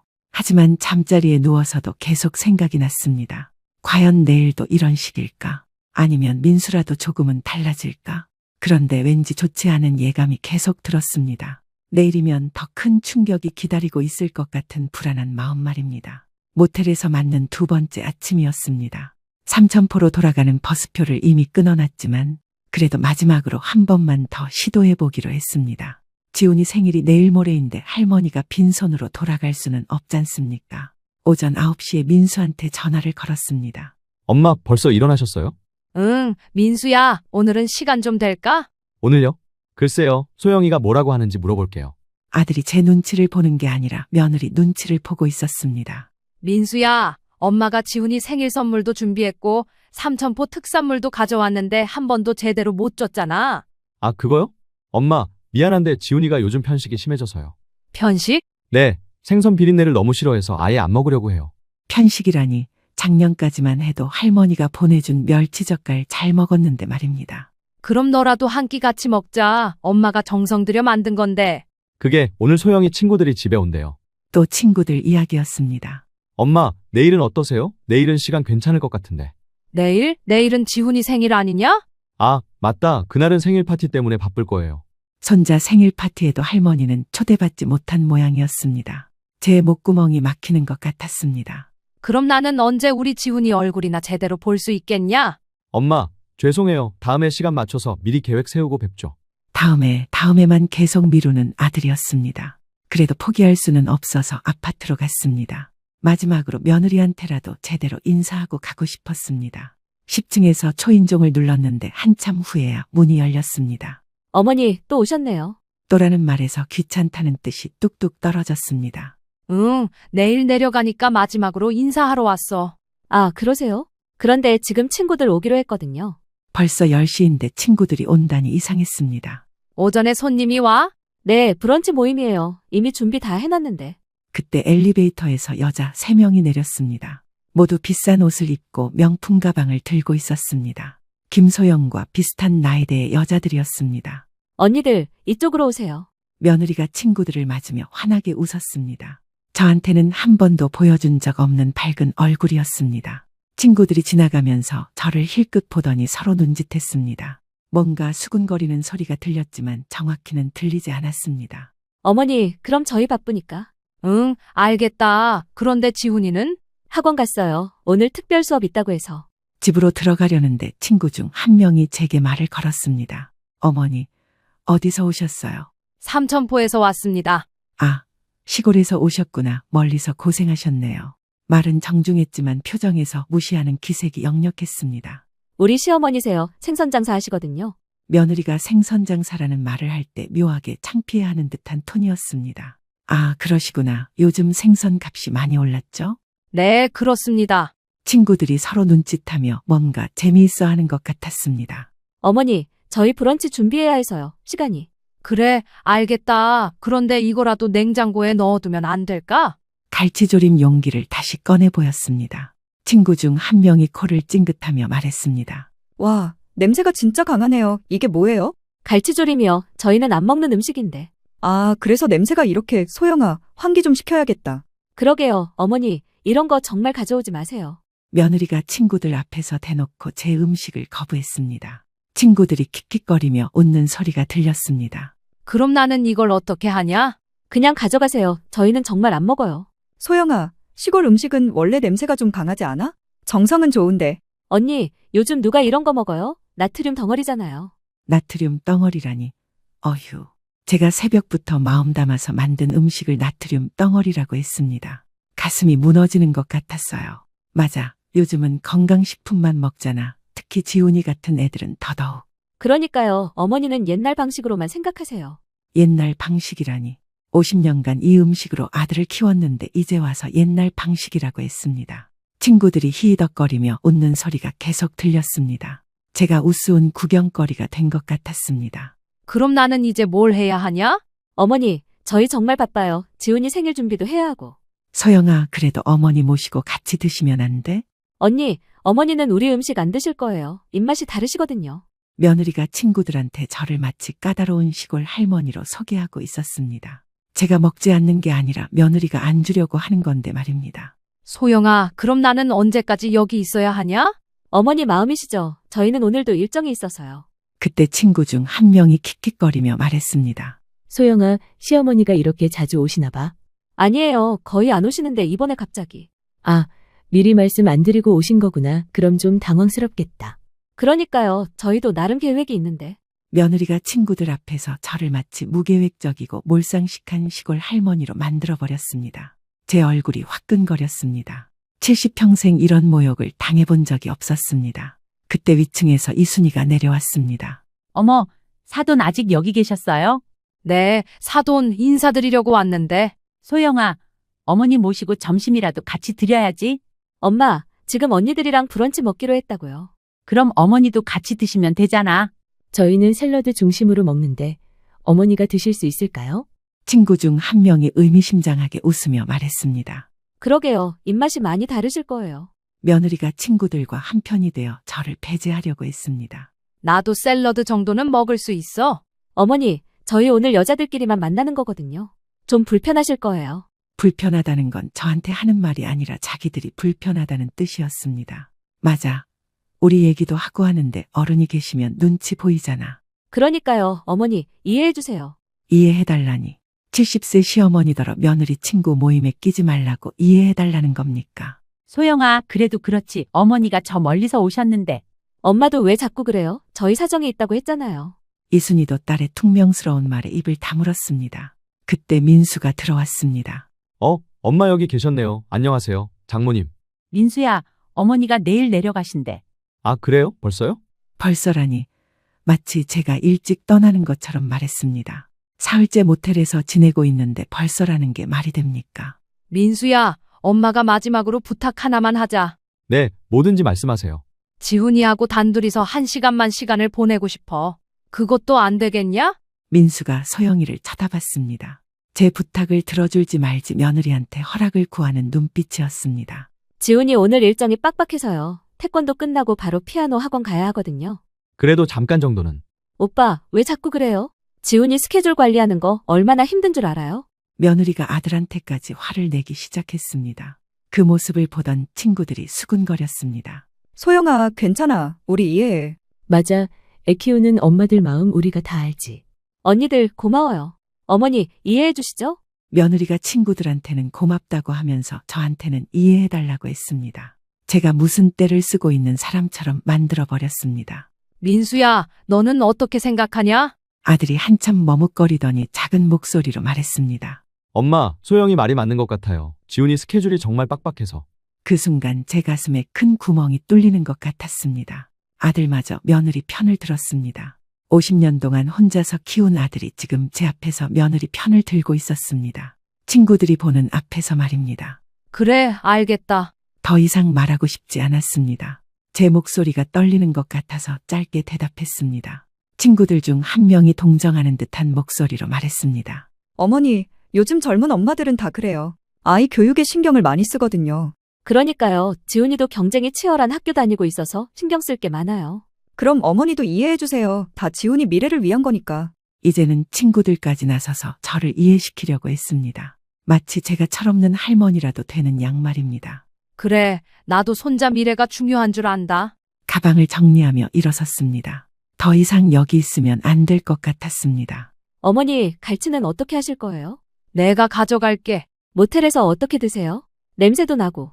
소영아, 그냥 냉장고에 넣어두면 안 돼? 친구가 말했지만 며느리가 고개를 저었습니다.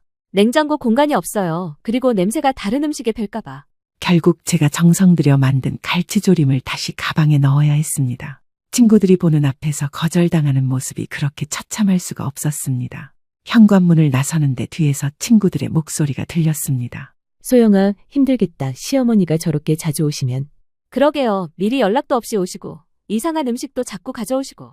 이상한 음식이라니. 제 평생의 자부심이었던 손맛을 이상한 음식이라고 했습니다. 차라리 솔직하게 얘기하는 게 나을 것 같은데. 어떻게 말해요? 오지 말라고 할 수도 없고. 그냥 바쁘다고 하면 되잖아. 몇 번 그러면 알아서 안 올 텐데. 엘리베이터 문이 닫히면서 그 소리들이 차단되었습니다. 하지만 제 귀에는 계속 맴돌고 있었습니다. 몇 번 그러면 알아서 안 올 텐데. 그 말이 제 가슴을 송곳으로 찌르는 것 같았습니다. 1층 로비에 내려와서도 다리에 힘이 풀려 한동안 소파에 앉아 있어야 했습니다. 지나가는 사람들이 저를 이상하게 쳐다봤지만 신경 쓸 겨를이 없었습니다. 제 머릿속은 방금 들은 그 말들로 가득했습니다. 이상한 음식, 옛날 방식, 알아서 안 올 텐데. 그리고 그 모든 말에 고개를 끄덕이며 동조하던 우리 며느리의 모습. 아들은 끝까지 한마디 제대로 된 말을 하지 못했습니다. 제 편을 들어주기는커녕 며느리가 하는 말에 그냥 고개만 끄덕였습니다. 모텔로 돌아가는 길이 그렇게 길고 처량할 수가 없었습니다. 무거운 가방을 끌고 걸어가면서 자꾸만 눈물이 핑 돌았습니다. 하지만 길거리에서 울 수는 없어서 꾹 참았습니다. 모텔 방에 들어와서야 비로소 눈물이 터져나왔습니다. 50년 동안 아들 하나 잘 키워보겠다고 악착같이 살아왔는데 이게 제가 받을 대접입니까? 갈치조림 용기를 열어보니 아직도 맛있어 보였습니다. 혼자서 한 젓가락 떠먹어보니 짠맛과 함께 쓴맛이 올라왔습니다.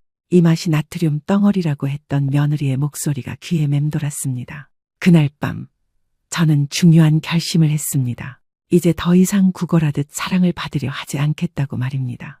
만약 우리 가족이 정말로 저를 이렇게 생각한다면 저도 제 방식대로 살아가겠다고 다짐했습니다. 하지만 그때는 몰랐습니다. 제가 얼마나 큰 결심을 하게 될지, 그리고 그 결심이 우리 가족을 어떻게 바꿔놓을지 말입니다. 다음 날 새벽 6시, 저는 서울 고속터미널에 서 있었습니다. 삼천포행 첫 차를 기다리면서 지난 사흘간의 일들을 되짚어봤습니다. 모텔에서 보낸 이틀 밤, 며느리의 차가운 대접, 아들의 침묵, 그리고 친구들 앞에서 당한 그 모욕. 제 평생 이런 대접을 받으리라고는 꿈에도 생각지 못했습니다. 버스가 터미널을 빠져나가면서 서울의 높은 건물들이 뒤로 멀어져 갔습니다. 그중 어딘가의 40억짜리 아파트에서 우리 아들 가족이 편안하게 살고 있겠죠. 제가 50년간 새벽잠을 설쳐가며 벌어준 돈으로 말입니다. 4시간 후 삼천포에 도착했을 때는 오전 11시였습니다. 바닷바람이 얼굴을 스치는 순간 비로소 숨이 트이는 것 같았습니다. 역시 이곳이 제 자리였습니다. 집에 도착해서 짐을 풀면서 가져온 갈치조림을 보니 또 서글펐습니다. 아무도 먹어주지 않은 제 정성이 애처로웠습니다. 그냥 버리기에는 아까워서 냉장고에 넣어두었습니다. 혼자 먹기에는 너무 많이 만들었거든요. 오후에 가게로 나갔습니다. 직원들이 반갑게 맞아줬습니다. 사장님, 서울 다녀오셨어요? 손자 생일 잘 보내고 오셨겠네요? 직원들의 순수한 인사말에 가슴이 찡했습니다. 이곳 사람들은 저를 진짜로 반겨주는데 제 가족은 왜 그렇지 못할까요? 응, 다녀왔어. 그런데 오늘 매출은 어땠나? 오늘 갈치가 특히 잘 나갔어요. 사장님 갈치조림 소문이 나서 그런가 봐요. 갈치조림 이야기에 또 마음이 쓰였습니다. 여기서는 제 요리를 최고라고 하는데 서울에서는 이상한 음식 취급을 받았으니 말입니다. 그날 저녁집에 혼자 앉아서 속으로 중얼거렸습니다. 에잇, 정말 어떻게 이런 일이. 제가 잘못 생각한 걸까요? 요즘 세상이 다 이렇게 바뀐 걸까요? 시어머니가 손자 보러 가는 것도 미리 허락을 받아야 하는 세상인가요? 아무리 생각해봐도 이해가 안 갔습니다. 아니야, 이건 아니다 싶었습니다. 그때 옆집 김 사장이 들렀습니다. 20년 넘게 알고 지낸 동네 부동산 중개업자였습니다. 영옥 씨, 서울 다녀오셨다며? 얼굴이 좀 어두워 보이네. 별일 없었어. 그런데 영옥 씨, 혹시 서울 쪽 부동산 투자 생각 없어? 갑자기 그게 왜? 요즘 강남 쪽 아파트 값이 많이 올랐다던데. 영옥 씨 정도 자금력이면 충분히 투자할 만하지 않나 싶어서. 강남 아파트 이야기에 제 귀가 번쩍 뜨이며 좋은 생각이 났습니다. 강남 아파트가 얼마나 해? 요즘 괜찮은 게 40억 정도 하더라고요. 40억이라니. 우리 민수가 사는 아파트와 똑같은 가격대였습니다. 영옥 씨 자산이면 충분히 살 수 있을 텐데 임대 놓으면 월세도 꽤 나올 거고. 김 사장의 말을 들으면서 제 머릿속에 어떤 생각이 스쳐 지나갔습니다. 위험한 생각이었지만 자꾸만 커져갔습니다. 그날 밤 잠이 오지 않아서 계산기를 두드려 봤습니다. 제가 현재 가지고 있는 자산을 정리해 봤습니다. 삼천포 상가 건물 3채, 집 1채, 그리고 통장에 있는 현금. 모두 합치면 50억은 좋게 넘을 것 같았습니다. 50년간 새벽 3시부터 밤 10시까지 일해서 모은 제 평생의 피와 땀이었습니다. 이제는 이 돈을 제대로 써볼 때가 온 것 같았습니다. 다음 날 아침 일찍 김 사장을 불렀습니다. 김 사장, 어제 강남 아파트 이야기했잖아. 네, 왜요? 관심 있으세요? 응, 좀 알아봐줘. 민수가 살고 있는 그 집을 살 수 있게 알아봐줘. 정말요? 알았습니다. 2주 후 김 사장이 연락을 줬습니다. 영옥 씨, 민수 살고 있는 그 강남구 대치동 아파트 40억 정도인데 그쪽 지역 부동산하고 통화해보니 그 집 소유자가 집을 지금 팔려고 내놨대요. 아주 완벽했습니다. 그거로 하자. 계약 언제 할 수 있을까? 빠르면 이번 주 안에 가능할 것 같은데요. 그날부터 저는 바쁘게 움직였습니다. 상가 건물 중에서 가장 값나가는 곳을 내놓기로 했습니다. 삼천포 중심가에 있는 3층 건물이었는데 1층은 제가 직접 생선 가게를 하고 2, 3층은 임대를 줘서 월세를 받고 있었습니다. 이 건물만 팔아도 25억은 충분히 나올 것 같았습니다. 하지만 이 건물을 팔면 제 부수입원이 사라지는 셈이었습니다. 그래도 상관없었습니다. 어차피 70세인 제가 언제까지 일할 수 있겠습니까? 이번 기회에 정리하고 여생은 편히 살겠다고 생각했습니다. 김 사장이 놀란 목소리로 물었습니다. 영옥 씨, 정말 그 건물 파실 거예요? 그거 월세만 해도 한 달에 1,100만 원 나오는데. 팔 거야. 빨리 알아봐줘. 알겠어요. 그런데 왜 갑자기 이런 결정을 하신 거예요? 내일이니까 김 사장이 알 거 없어. 그냥 그렇게 좀 부탁해. 김 사장이 제 단호한 말투에 더 이상 묻지 않았습니다. 일주일 후 모든 게 준비되었습니다. 삼천포 상가 건물 1개는 지역 건설업체에서 25억에 사겠다고 했고 강남 아파트는 35억에 계약 준비가 끝났습니다. 김 사장이 계약서를 들고 왔습니다. 영옥 씨, 이거 서명만 하시면 끝이에요. 그런데 정말 괜찮으세요? 뭐가? 이렇게 큰 돈을 한 번에 움직이시는 게 혹시 아드님께는 말씀드렸어요. 민수한테는 말하지 말아줘. 깜짝 선물이니까. 깜짝 선물이라니 정말 그렇게 될지도 모르겠습니다. 하지만 그들이 생각하는 선물과는 정반대의 선물이 될 것 같았습니다. 계약서에 도장을 찍는 순간 제 손이 미세하게 떨렸습니다. 50년간 일군 제 터전을 정리하는 일이었으니까요. 하지만 후회는 없었습니다. 오히려 속이 시원한 기분이었습니다. 김 사장이 조심스럽게 물었습니다. 영옥 씨, 그런데 강남 아파트는 어떻게 하실 계획이세요? 글쎄, 아직 생각 중이야. 사실 계획은 이미 다 세워져 있었습니다. 하지만 김 사장한테까지 다 말할 필요는 없었습니다. 이틀 후 강남의 부동산에서 연락이 왔습니다. 아파트 계약이 끝났다는 소식이었습니다. 이제 저는 우리 민수가 살고 있는 그 아파트를 소유하게 되었습니다. 하지만 그들은 아직 모르고 있겠죠. 그날 저녁 민수한테 전화가 왔습니다. 엄마, 잘 내려가셨어요? 응, 잘 왔다. 엄마, 그때는 정말 죄송했어요. 소영이도 미안하다고 하더라고요. 미안하다고 하더라고요. 직접 전화해서 사과하는 것도 아니고 전해달라고 했다는 뜻입니까? 그래, 괜찮다. 다음에는 미리 연락드리고 시간 맞춰서 뵙겠어요. 응, 그래라. 짧게 전화를 끊었습니다. 더 이상 아들과 길게 이야기하고 싶지 않았습니다. 그 다음 날부터 저는 본격적인 준비에 들어갔습니다. 이번에는 서울에 있는 부동산 중개업체에 연락해서 민수가 살고 있는 아파트의 월세 매물이 나오면 알려달라고 했습니다. 며칠 후 연락이 왔습니다. 민수가 사는 아파트 같은 동 다른 층에 월세로 나온 집이 있다는 소식이었습니다. 저는 주저하지 않고 그 집을 월세로 계약했습니다. 이제 저는 우리 아들이 사는 같은 건물에 집을 하나 더 얻게 되었습니다. 15층이었는데 민수네 10층보다 더 높은 곳이었습니다. 김 사장이 의아해했습니다. 영옥 씨, 아파트 하나 사놓고 또 월세까지 하시는 이유가 뭐예요? 내가 직접 살 집이 필요하네. 서울에서 사실 생각이세요? 아마도. 거짓말은 아니었습니다. 정말로 서울에서 살 생각이 있었으니까요. 다만 그들이 예상하는 방식과는 조금 다를 뿐이었습니다. 모든 준비가 끝나자 제 마음도 차분해졌습니다. 이제 언제든지 서울로 올라갈 수 있었습니다.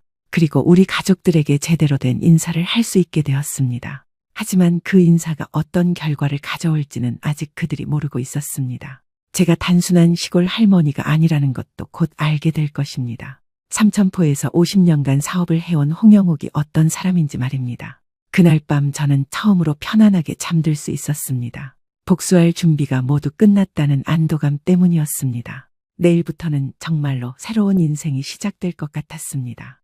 2주 후, 저는 조용히 서울로 올라왔습니다. 민수네 아파트 같은 건물 15층으로 이사했습니다. 아무에게도 알리지 않았습니다. 이사업체에는 조용히 해달라고 특별히 부탁했습니다. 어느 토요일 아침이었습니다. 민수 가족이 모두 집에 있는 것을 확인하고 전화를 걸었습니다. 민수야, 나다. 엄마, 웬일이세요? 요즘 연락이 뜸했는데. 응, 할 얘기가 있어서 지금 집에 다 있지? 네, 다 있어요. 무슨 일이세요? 곧 올라갈 테니까 기다려라. 올라온다고요? 서울에요? 응, 곧 도착할 거야.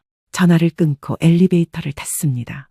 15층에서 10층으로 내려가는 짧은 시간이었지만 제 가슴은 두근거렸습니다. 드디어 그들에게 진실을 알려줄 때가 온 것입니다. 10층에서 내려 문 앞에 섰습니다. 초인종을 누르니 민수가 나왔습니다. 엄마, 정말 오셨네요? 어떻게 이렇게 빨리?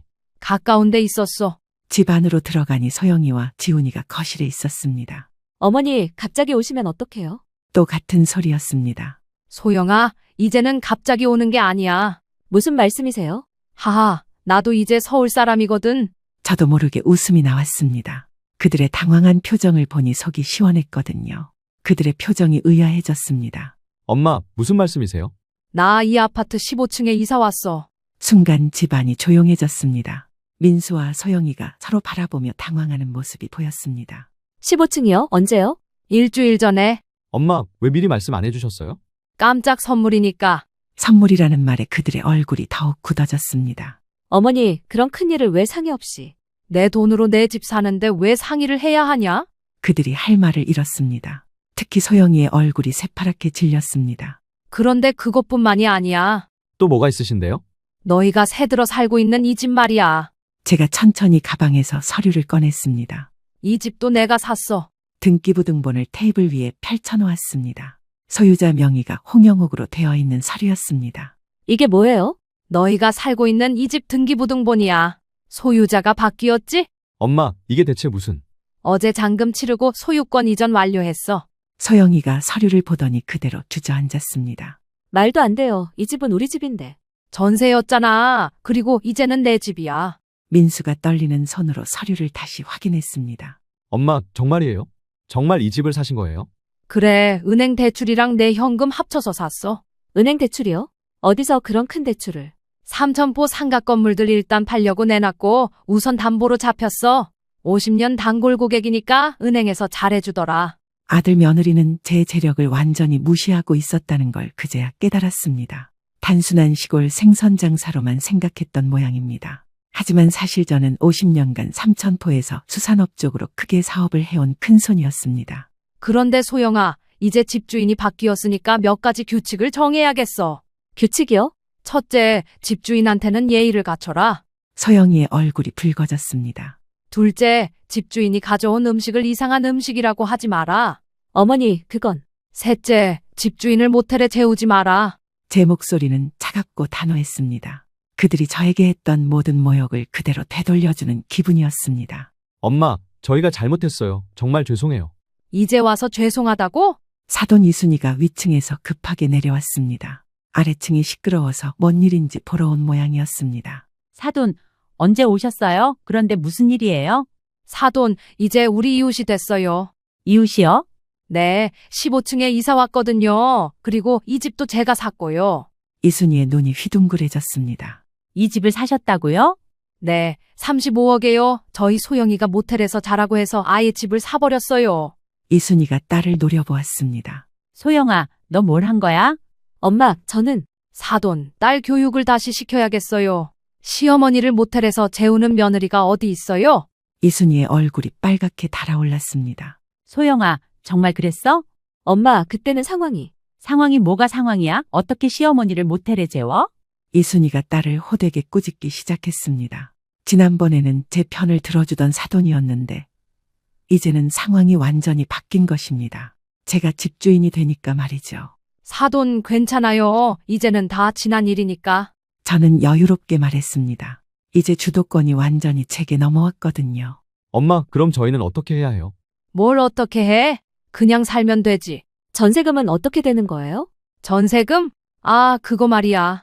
저는 잠시 생각하는 척했습니다. 그들의 얼굴이 점점 어두워졌습니다. 사실 아들 며느리가 살고 있는 그 집 전세금도 대부분이 제가 보태준 거였습니다. 앞으로 전세를 월세로 바꾸려고 하는데 새롭게 임대료를 계산하자. 임대료요?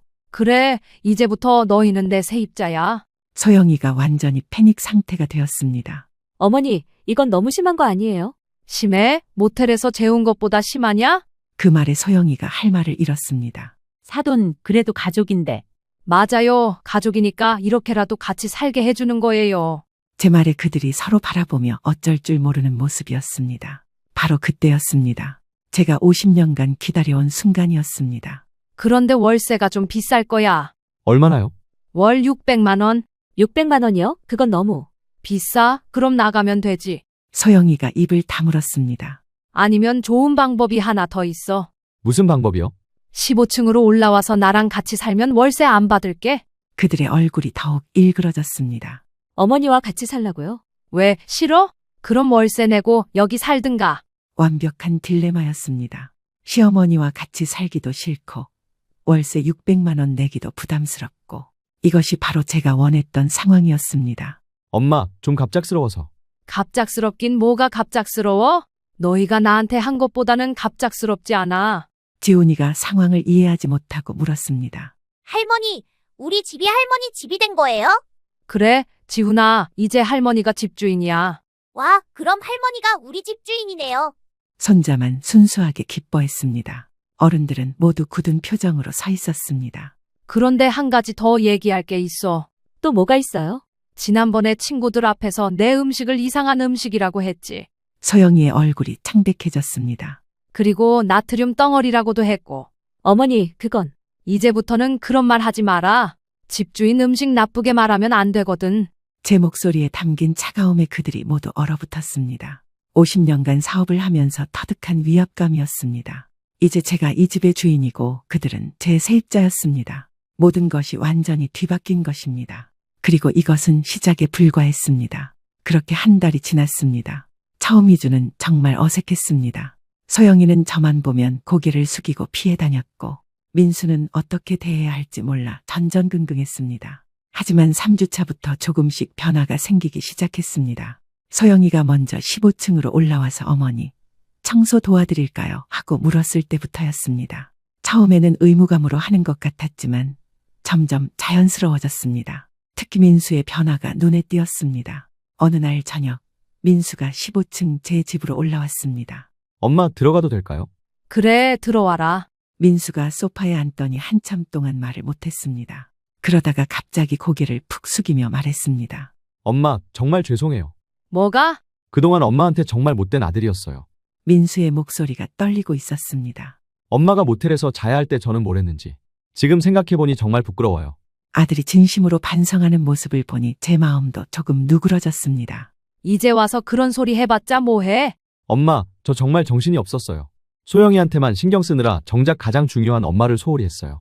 그래도 아들이 자기 잘못을 인정하는 모습을 보니 다행이었습니다. 그리고 엄마 갈치조림도 정말 맛있었거든요. 어렸을 때부터 그 맛이 최고였는데. 그럼 왜 그때 말 한마디 못했냐? 제가 바보였어요. 소영이 눈치만 보고. 민수가 고개를 들어 저를 바라봤습니다. 엄마, 앞으로는 정말 달라질게요. 엄마를 제대로 모시겠어요. 그 말을 들으니 제 마음 한구석이 따뜻해지는 것 같았습니다. 하지만 아직은 완전히 믿을 수 없었습니다. 말로만 하는 게 아니라 행동으로 보여줘야 했거든요. 그래, 지켜보자. 그 후로 민수는 정말로 달라졌습니다. 퇴근하면 15층으로 올라와서 안부를 묻고 주말에는 함께 시간을 보내려고 노력했습니다. 소영이도 조금씩 변하기 시작했습니다. 처음에는 억지로 하는 것 같았지만 점점 자연스러워졌습니다. 어느 날 오후 소영이가 15층으로 올라왔습니다. 손에는 과일 바구니를 들고 있었습니다. 어머니, 과일 좀 드세요. 고맙다. 어색하게 과일을 깎아주는 소영이를 보니 신기했습니다. 한 달 전까지만 해도 저를 피해 다녔는데 말입니다. 어머니, 제가 그동안 정말 잘못했어요. 소영이가 갑자기 사과를 했습니다. 모텔에서 주무시게 한 것도, 친구들 앞에서 어머니 음식을 그렇게 말한 것도. 이제 와서 그런 소리 해봐야 뭐해? 그래도 말씀은 드려야 할 것 같아서요. 소영이의 목소리에 진심이 담겨 있는 것 같았습니다. 어머니, 사실 저도 스트레스가 많았어요. 무슨 스트레스? 지훈이 교육 문제도 그렇고 제 친구들 앞에서 체면도 있고. 체면 때문에 저를 그렇게 대했다는 고백이었습니다. 하지만 그게 어머니를 무시해도 되는 이유는 아니었어요. 그래도 자기 잘못을 인정하는 모습을 보니 조금은 다행이었습니다. 소영아, 엄마도 처음에는 너처럼 생각했어. 네?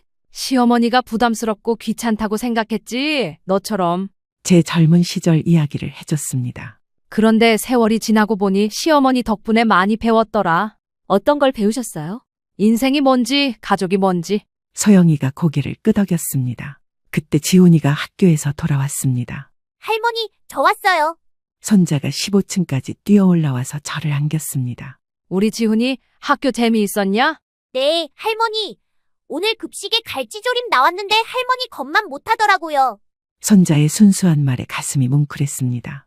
급식으로 먹어본 갈치조림과 할머니 갈치조림을 비교하다니. 그래? 그럼 할머니가 또 해줄까? 정말요? 와, 좋아요. 지훈아, 할머니께 패 끼치지 마라. 괜찮아. 손자 먹고 싶다는데 뭔 패야? 예전에는 아토피 때문에 못 먹는다고 했던 며느리가 이제는 달라진 모습이었습니다. 그날 저녁 저는 정말로 갈치조림을 다시 만들었습니다. 이번에는 온 가족이 함께 먹을 수 있도록 넉넉하게 만들었습니다. 10층으로 내려가서 함께 저녁을 먹었는데 지훈이가 그렇게 맛있게 먹는 모습을 보니 기뻤습니다. 할머니, 이거 정말 맛있어요. 엄마도 먹어봐요. 그래, 정말 맛있네요. 며느리도 처음으로 제 음식을 맛있다고 했습니다. 비록 아이 앞에서 하는 말이긴 했지만 그래도 기분이 좋았습니다. 2달이 더 지나면서 우리 가족은 완전히 달라졌습니다. 저는 15층에서 편안하게 지내면서도 10층 가족들과 자주 시간을 보냈습니다. 민수는 퇴근 후 거의 매일 올라와서 안부를 물었고 주말에는 함께 시장도 보러 다녔습니다. 소영이도 예전과는 완전히 다른 사람이 되었습니다.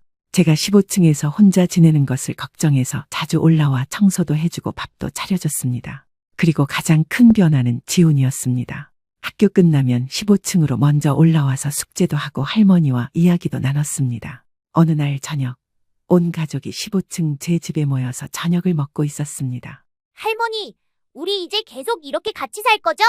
그러고 싶냐? 네, 할머니랑 같이 있으니까 너무 좋아요. 손자의 말에 민수와 소영이도 웃었습니다. 엄마, 정말 감사해요. 뭐가 고마워? 엄마가 이렇게 해주셔서 저희가 정신을 차릴 수 있었어요. 맞아요. 어머니, 저도 그동안 정말 철없었어요. 며느리가 진심으로 반성하는 모습을 보니 제 마음도 따뜻해졌습니다. 그래, 이제라도 깨달았으면 다행이지. 사돈, 정말 지혜로우세요. 이순이도 요즘은 자주 올라와서 차를 마시며 이야기를 나눴습니다. 저도 소영이 교육을 잘못했나 봐요. 너무 버릇없게 키웠나 싶어서. 사돈도 딸 예뻐서 그런 거지, 뭘. 이제는 사돈과도 편하게 대화할 수 있게 되었습니다. 그날 밤 민수가 조심스럽게 물었습니다. 엄마, 그런데 월세는 언제까지 받으실 거예요? 왜 부담스러워? 그런 게 아니라 저희가 정말 변했는지 확인하고 싶으셔서 그러시는 거 아닌가 해서요. 아들이 제 마음을 알아챈 것 같았습니다. 똑똑하네, 우리 아들. 그럼 언제까지요? 글쎄다, 네가 진짜 변했는지 좀 더 지켜봐야지. 사실 처음부터 월세를 계속 받을 생각은 없었습니다. 그들이 진심으로 반성하고 변한다면 언젠가는 용서해 줄 생각이었습니다. 6개월이 지난 지금 저는 정말 행복합니다. 15층에서 편안하게 지내면서도 10층 가족들과 끈끈한 관계를 유지하고 있습니다. 지훈이는 거의 매일 올라와서 할머니와 시간을 보냅니다. 숙제도 같이 하고 제가 어렸을 때 이야기도 들려줍니다. 소영이도 이제는 제 갈치조림을 맛있게 먹습니다. 심지어 레시피까지 물어봐서 직접 해보겠다고 했습니다. 물론 아직 제 맛은 못 내지만 노력하는 모습이 기특합니다. 이순이도 자주 놀러와서 함께 차를 마시며 이야기를 나눕니다. 사돈, 정말 대단하세요. 어떻게 이런 생각을 하셨어요? 별거 아니에요. 그냥 아들 가족 가까이서 지켜보고 싶었어요. 저도 배워야겠어요. 사돈처럼 지혜롭게 살아야겠어요. 사돈과의 관계도 예전보다 훨씬 편해졌습니다. 어느 날 민수가 말했습니다. 엄마, 저 이제 정말 행복해요. 왜? 가족이 이렇게 가까이 있으니까 든든하고 좋아요. 어머니가 해주신 음식은 정말 맛있었어요. 처음에 제가 너무 편견을 가지고 있었나 봐요. 며느리까지 이런 말을 하니 정말 많이 변한 것 같았습니다. 할머니, 저도 친구들한테 자랑했어요. 우리 할머니가 같은 아파트에 산다고. 그래? 친구들이 뭐라고 하던? 부럽다고 해요. 할머니가 항상 같이 있어서 좋겠다고. 손자의 말에 제 마음이 뿌듯했습니다. 결국 제가 내린 결정이 옳았던 것 같습니다. 때로는 사랑하는 사람들에게 호된 약을 먹여야 할 때도 있는 법입니다. 그래야 서로를 진짜로 소중히 여기게 되거든요. 지금 우리 가족은 예전보다 훨씬 더 가깝고 따뜻한 관계가 되었습니다. 제가 젊은 날 열심히 모으고 불려놓은 큰 돈을 들여서 얻은 것은 집 한 채가 아니라 바로 진짜 가족이었습니다. 70세가 되어서야 비로소 진정한 가족의 의미를 깨달은 것 같습니다. 모텔에서 보낸 그 차가운 밤들이 있었기에 지금의 따뜻함이 더욱 소중하게 느껴집니다. 여러분도 가족과의 관계에서 힘든 일이 있으시다면 포기하지 마세요. 때로는 단호한 선택이 모든 것을 바꿀 수 있습니다. 사랑한다면 때로는 혼내줄 줄도 알아야 한다는 게 제가 배운 인생의 교훈입니다.